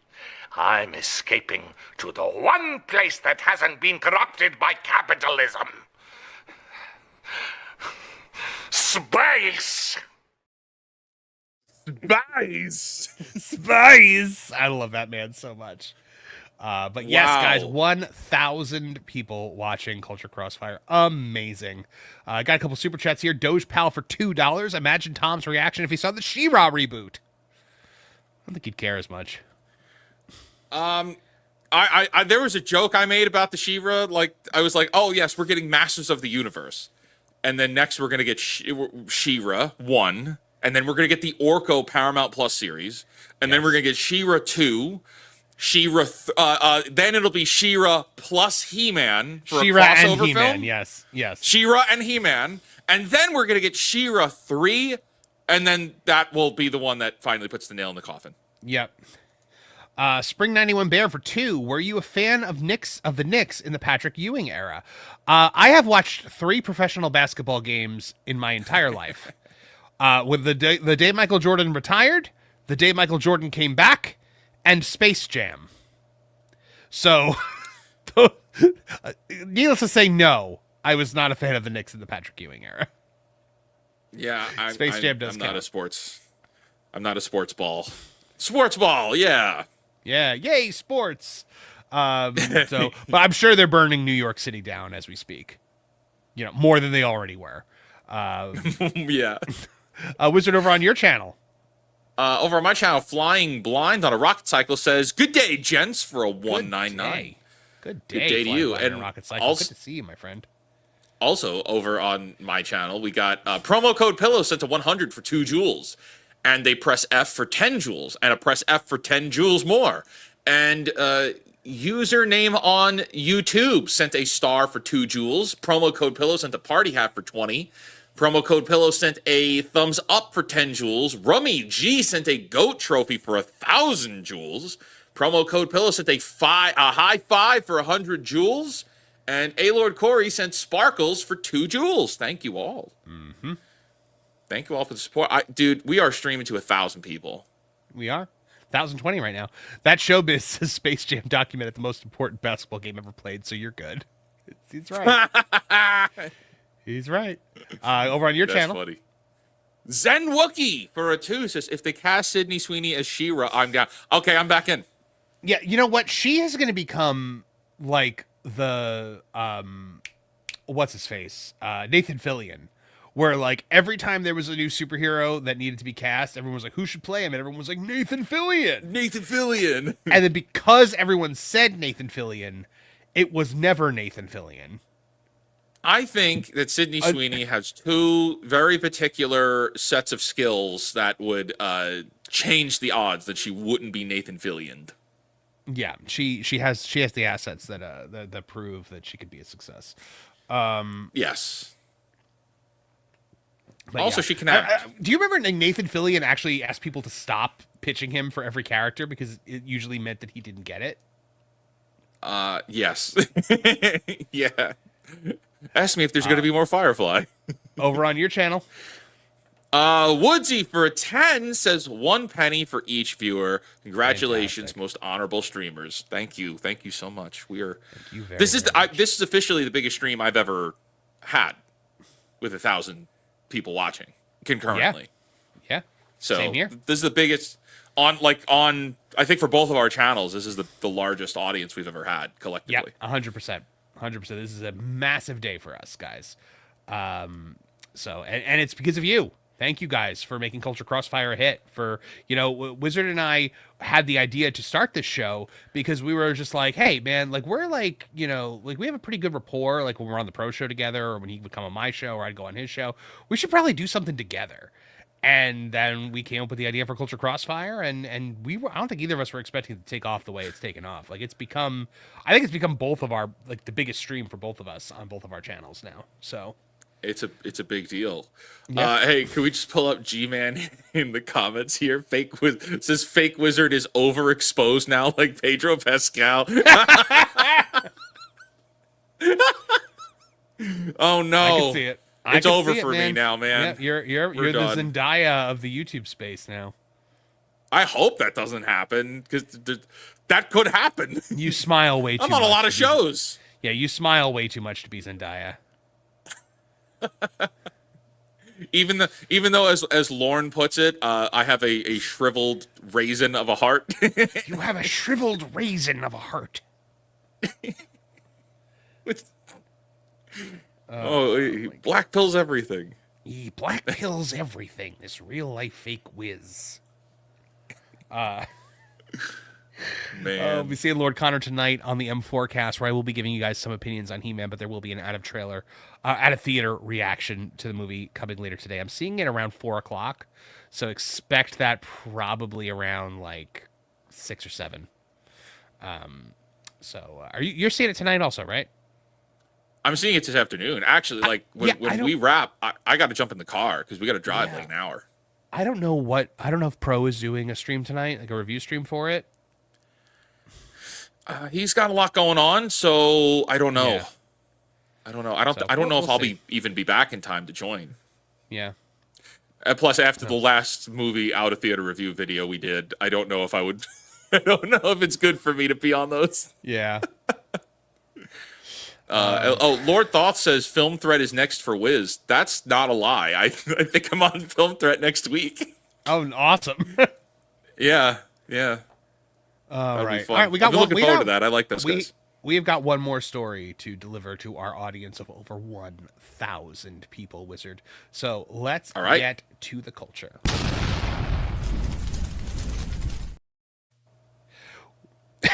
Well, God of War Lao Fei got cooked by a pizza company. Domino's Pizza has successfully rage baited Santa Monica Studios into defending its Kratos replacement as backlash continues to grow online. And we're going to talk about it today in the Crossfire. Wizard, this is my favorite story of the week. This is absolutely amazing because it shows how butthurt Santa Monica is right now over how much people don't want this game.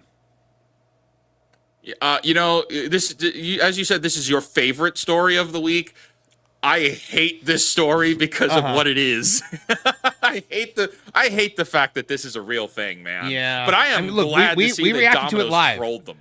We reacted to it did. live. Our clip of this, I think, is nearing 10,000 views on YouTube right now. If it hasn't passed it already, because people are. This is the hot topic right now. People are really upset about what has happened here. Oh yeah, it has surpassed 10K actually. People are really upset about what has happened here, that they have doing that they're and people are defending this by saying, "Oh no, don't worry about it. It's just a spin-off game. It's not a main." No. PlayStation has made it 100% clear, Wizard. I'm going to show you this right here. I'm going to skip ahead. God of War Lao Fei is the next mainline chapter in Santa Monica Studios series. Yes. So it is a mainline. It is not just an offshoot. If it was a little offshoot game, I think people might have been more forgiving. It is a mainline chapter in the God of War series, and it does not have Kratos in it. It replaces Kratos with his wife. That's the problem. No one wants this game. Nobody. No one no, who is this for, right? Well, it's for a very select few group of people, but I mean, Marv, even if with every way that you break this down, and I said this when we were on stream when we saw the reveal of it, Yeah. this is the final boss of AAA gaming. Oh yeah. You made the point of this is something that was greenlit at least 5 years ago. Yep. And this is something that was referenced 5 years ago. Corey Barlog himself, in an interview a long time ago, said that if he was to make anything else, like if he could, it was an interview. Somebody asked him, like, if you could make any game right now in the God of War series, what would it be? And you know, the expectation is, oh, Kratos goes to Egypt. Oh, Kratos goes to Tibet. Kratos goes to right, goes to South America or Mexico, Brazil, somewhere else. And he said, oh, I would make a Laufey game because there's so much more to her story that we didn't get to tell. All right. Well, and it's like, crap. And I think they thought everybody was going to be thrilled by this. Now, here we go. It says, when a pizza company is winning the social media battle against one of PlayStation's flagship studios, it's probably a sign things aren't going to plan. The rollout for God of War Laufey hit another awkward moment this week after Domino's Pizza UK managed to rage bait Sony Santa Monica into publicly defending a decision that many fans have already made clear they don't like, removing Kratos from a mainline God of War game, not a spin-off. The exchange began when Domino's UK responded to promotional footage for God of War Laufey with a joke that immediately resonated with frustrating fans. They said, and you know what, I'm actually going to pull up the tweet because I want to look at some of the responses here. Domino's said, God of War game with no Kratos equals pepperoni passion with no pepperoni. And just such a like softball. And Santa Monica Studios responded. Santa Monica Studios, that has changed its name on Twitter to Santa Monica Studio God of War Laufey, says, okay, thanks for the feedback, Domino's Pizza corporate account. That's about as witty. It's extremely butthurt statement, but that's about as witty and millennial humor coded as the game itself. So it's on brand. Yep. Hey, have you noticed all the purple in this game, by the way? Oh, have I? Yes. The purple, the purple the feels it feels like Dragon Age the Veilguard. The pinks. Yeah. Oh yes. It's the same color scheme as Dragon Age the Veilguard. This is going to Veilguard. I wouldn't say it's going to bomb. I don't think it's going to bomb. I think it's going to underperform dramatically. I think this game is going to do Ghost of Yotei numbers. Yes. Which means it's going to come out, it's going to release, and then it's going to go away. They're going to try to say that it's releasing huge and that everyone loves it and that it sold all these copies, and it's going to use things like units. So it's not going to use units sold. It's going to use dollar amounts because they're going to be like this game sold so much more than God of War 2018 because God of War 2018 you're going to find out was $10 cheaper than this.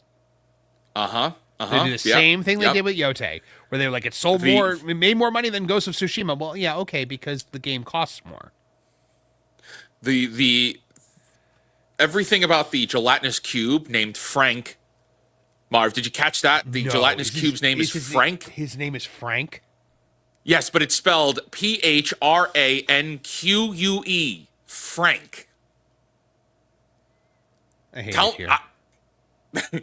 We have Frank the gelatinous cube and what is hinted at to being some kind of a players reached. Yes, players engaged is the metric that we're going to see. And then a cursed sword with sentient ribbons. Yeah. This for some reason the talking ribbons gives me Forspoken vibes. Okay. This gives me D&D vibes. This is Wizards of the Coast 2023, 24, and 25, 26, as if that is very much what this is. Now, granted, in a Dungeons and Dragons game, these elements are harmless. They're fun. They are the things that I would throw in a game to get to hook people's attention. If you're bringing in somebody that has never experienced this kind of game before, you throw an enchanted item at them. You throw a talking cat at them. You throw them a sword that speaks to them as a means of getting them super immersed in the game very quickly. But you do that in this. You do that in the God of War franchise.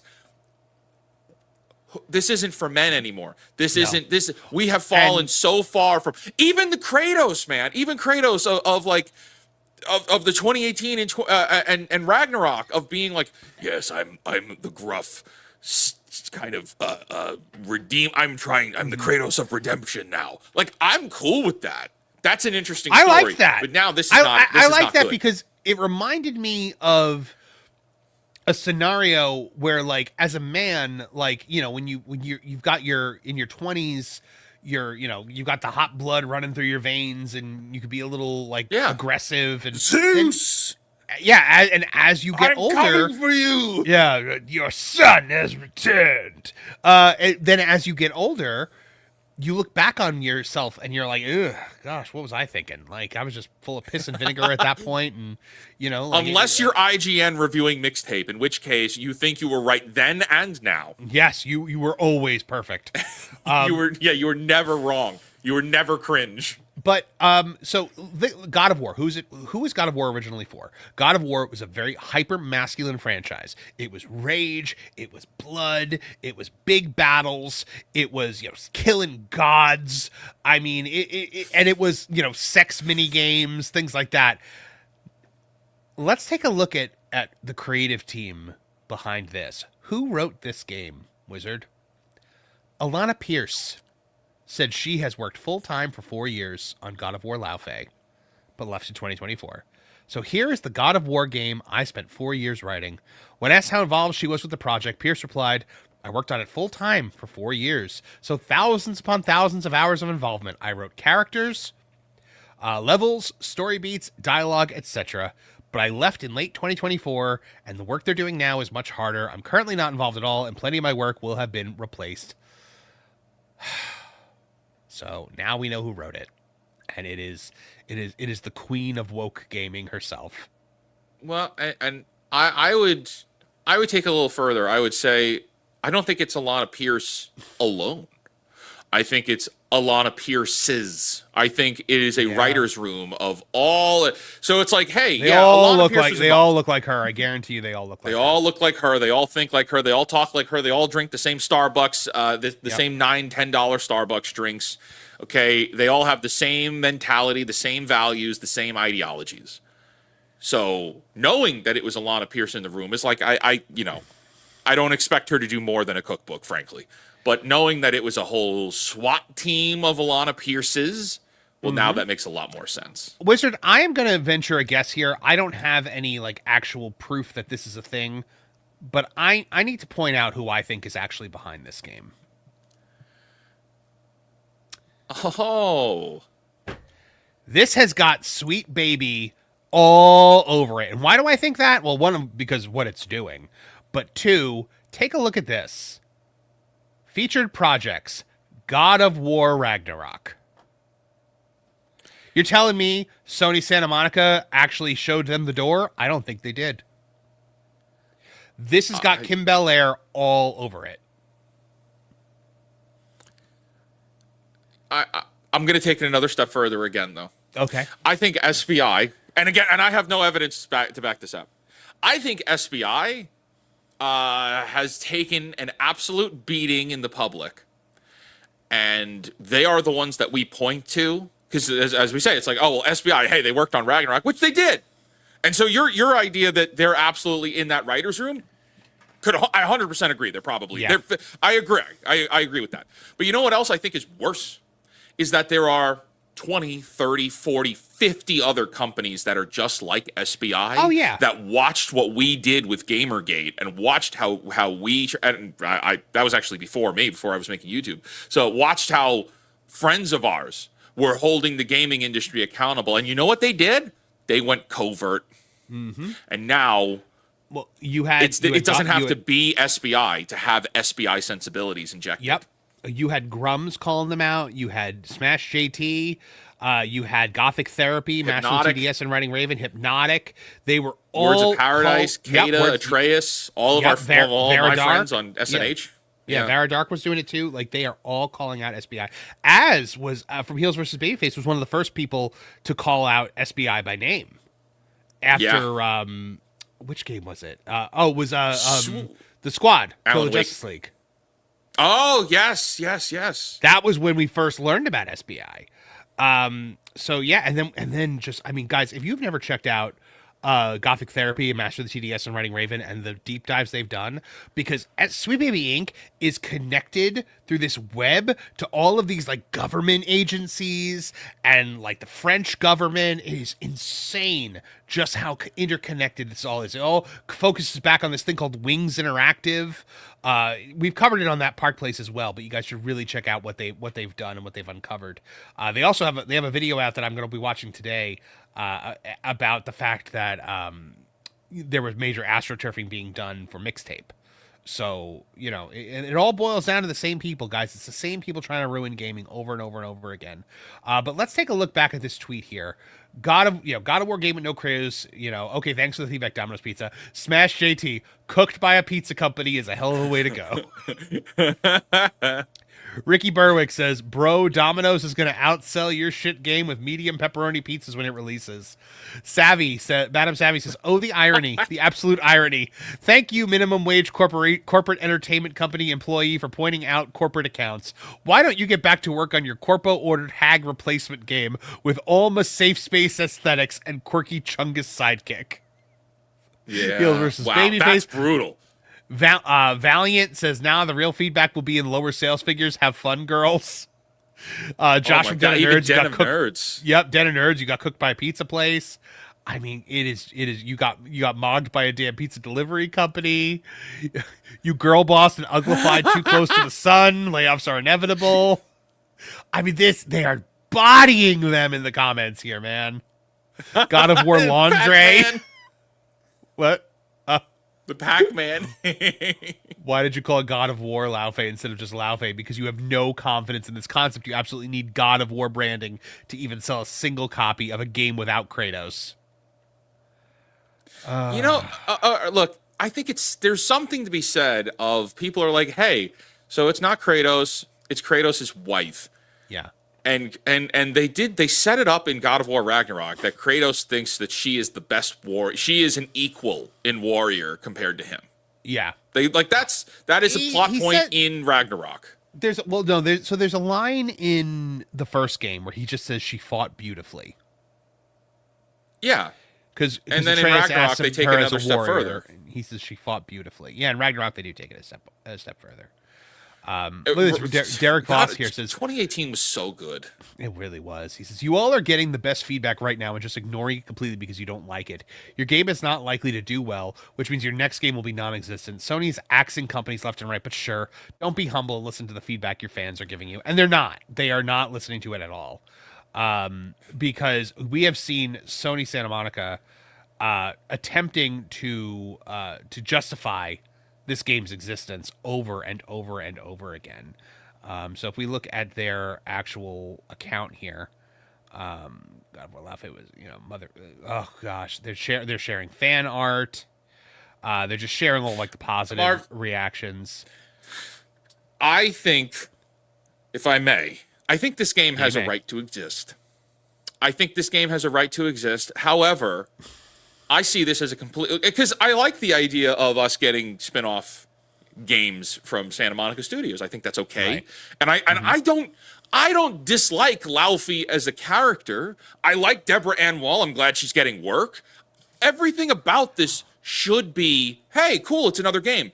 However, 2018, God of War 2018 was a long time ago. And so 2018, 19, 20, 21. So it was another 3-ish years, maybe 4-ish years from 2018 to 2021. And where are we now, Marv? Because Ragnarok set up that there was supposed to be a sequel, whether it was Atreus carrying on or Kratos. Which I also didn't want. I want more Kratos. It doesn't matter, but there was still Yeah. We are still, there's a loose end. Ragnarok is not done.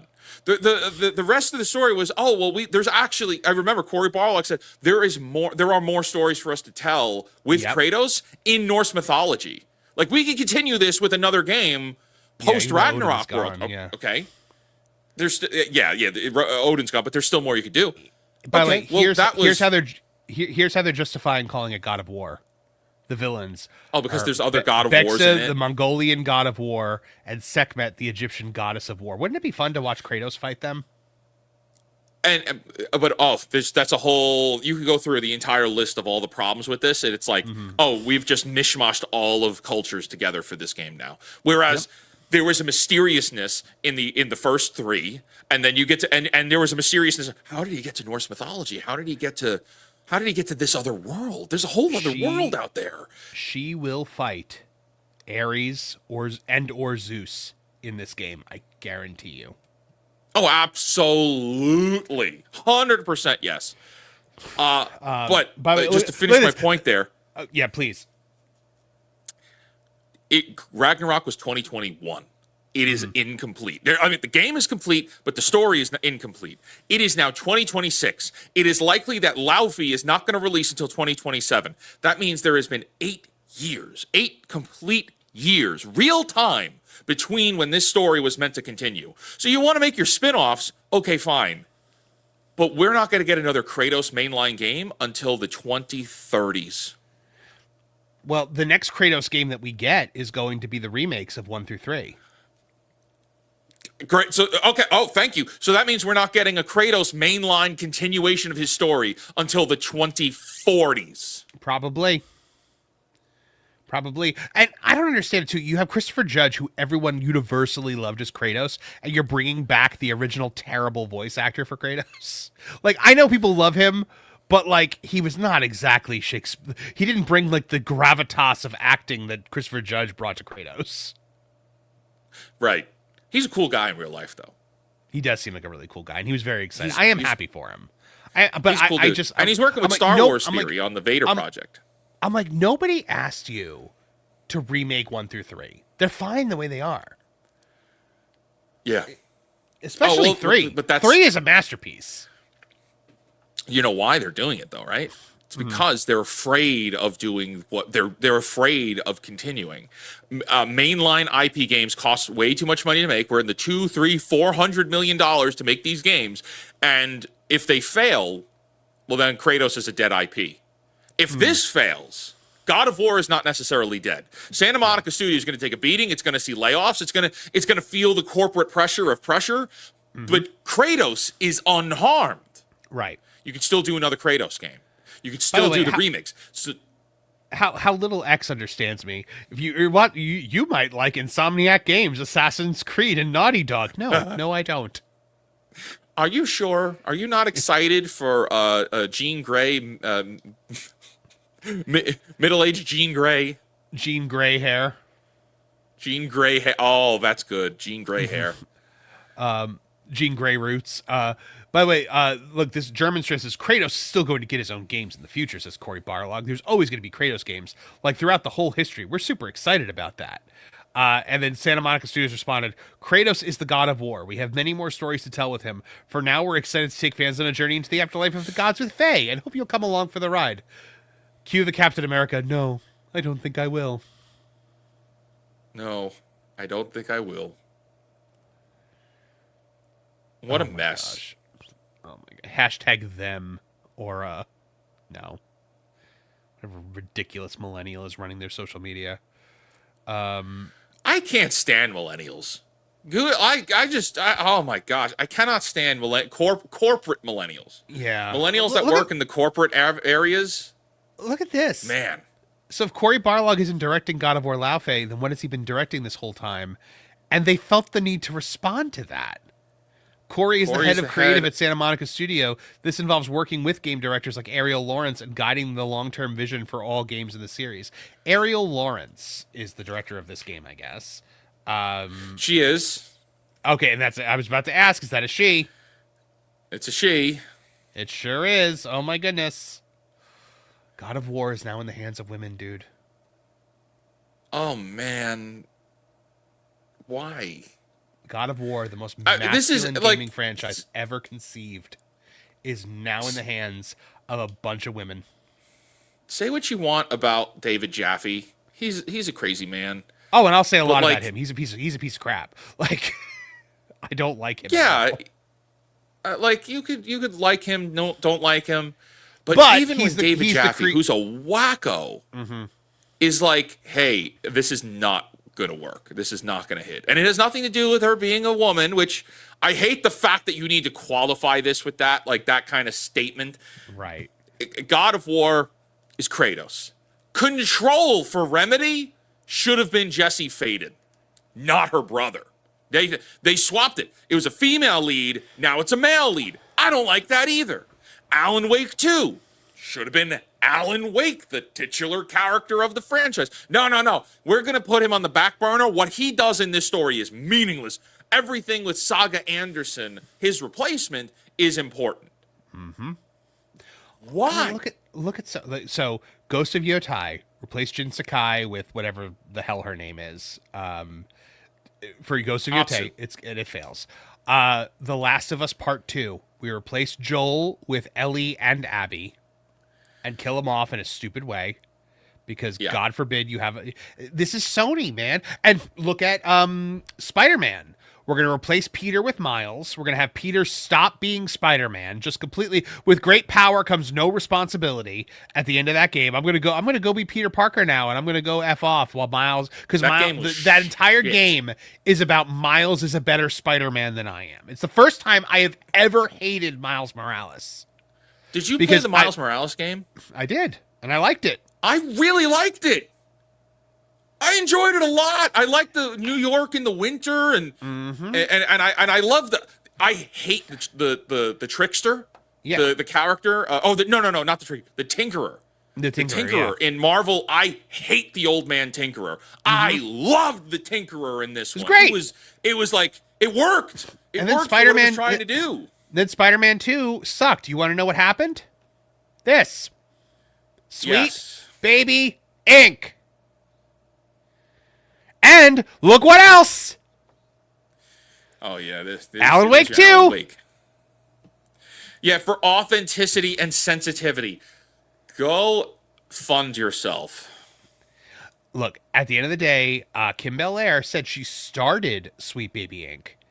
because of she was playing Mass Effect 2.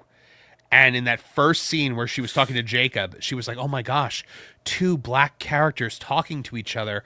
Oh, but the problem is that people can choose to not be a black character. So not everyone is having my experience. I have to change that and force everybody into what I see gaming as."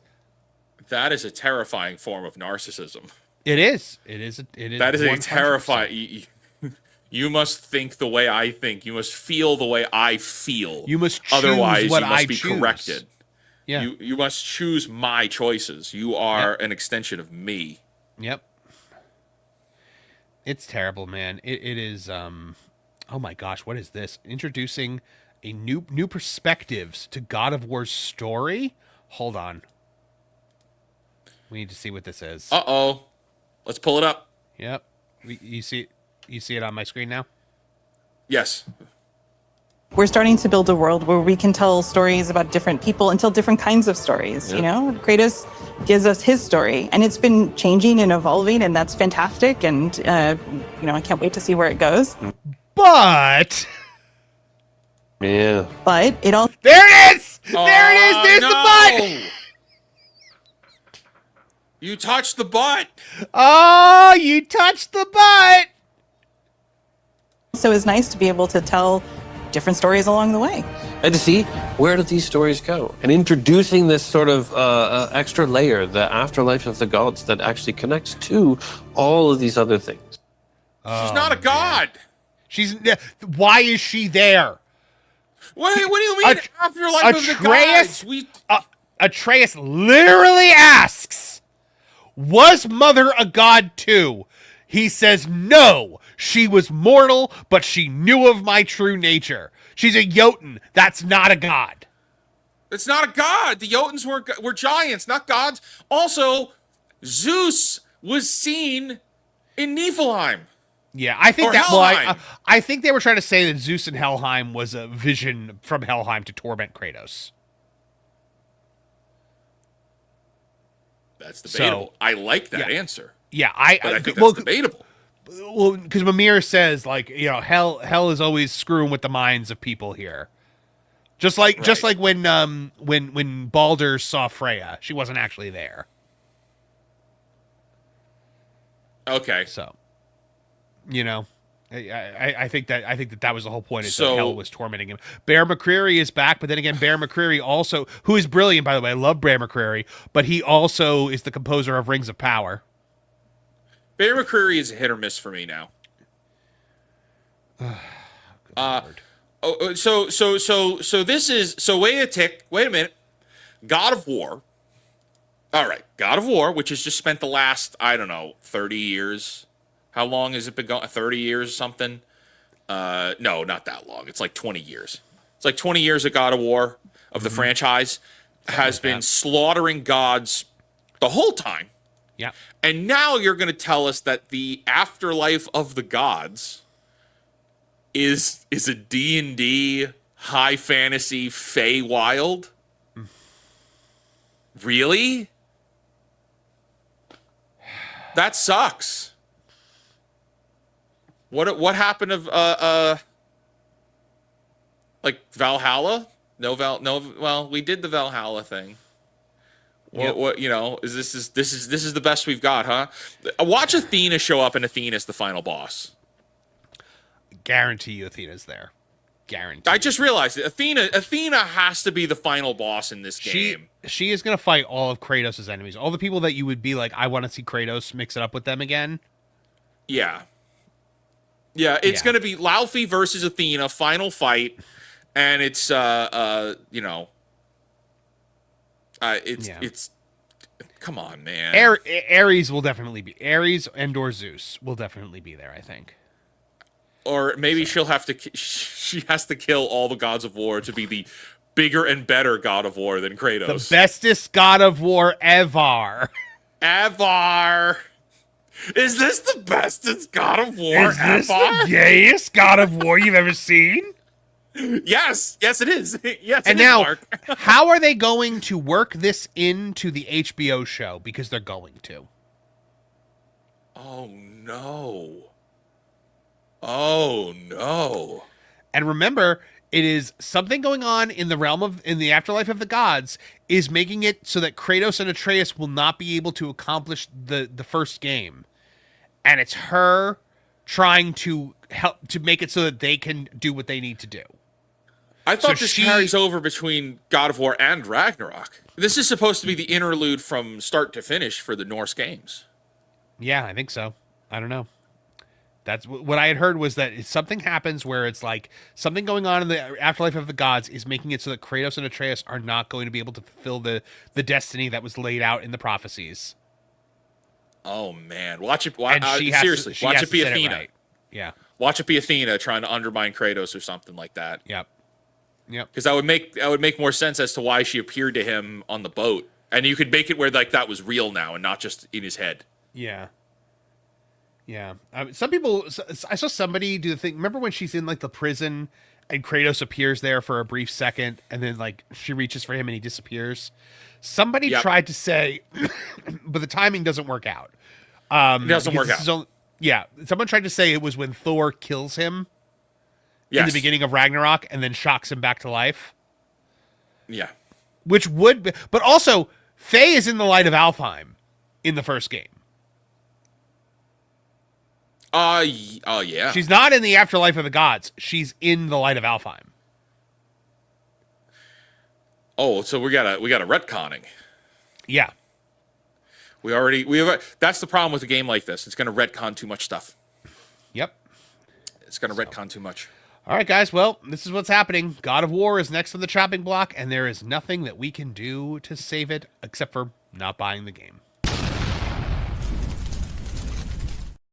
All right, Wizard, we got a few more, 1,015 people right here sticking with us right now. We've got a couple things over on your channel. Dragon Zord for a 10 says, I think they should have done this game with Thor instead, where he is trying to make his way back to the land of the living and call that god of Oh my gosh, that's a good idea. And the final boss is still Odin, because Odin died.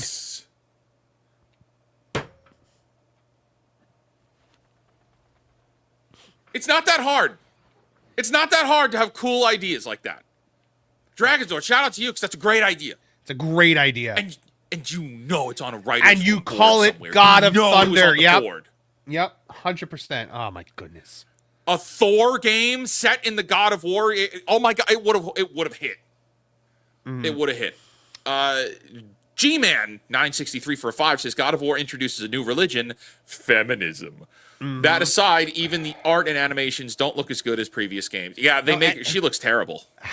She is a beautiful woman. Why does she look like she got beat with the AAA ugly stick in this game?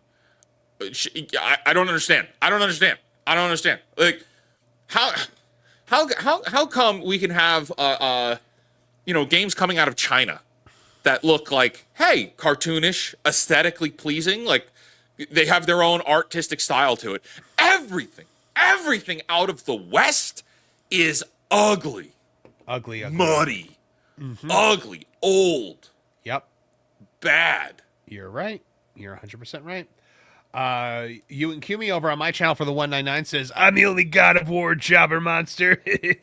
That's Triple H. I will be doing the stream on that gameplays coming up soon that you guys paid for, where I will be playing God of War 2018 as Triple H. I've got a bald cap and I've got like a DX shirt, and I'm gonna just do the whole thing as Triple H. So make sure you subscribe to that gameplays for when that happens. I'm hoping it's gonna be sometime this week. And then this one, just Jiggly Sage just said God of Horror, and I thought that was really funny. On my channel, A-Lord Corey sent a star for 2 jewels and sent a 100 sticker for 2 jewels. Thank you for that. Fantastic. See, we don't miss nothing. We miss nothing on this show. All right, Wizard, that about does it. We have exhausted our time. We've actually gone beyond our time by about 20 minutes. Wow, so we're gonna get yelled at. Yeah, this is the longest stream ever. Yeah, we're gonna get totally yelled at by a lot of people. We did go over 1,000. We had 1,000 viewers here, which is awesome. And massive shout out to you guys. Thanks for hanging out with us. Yes, thank you guys very, very much. I don't know if I set the outro video yet, so let me. Oh no, it's set. All right, guys. Thank you, Wizard. You want to close us out? Yes. Until next time, you can create, innovate, inspire others to do so as well, and cancel your Disney Plus subscription. For real, guys. What are you waiting for? Caught up in the fandom flame.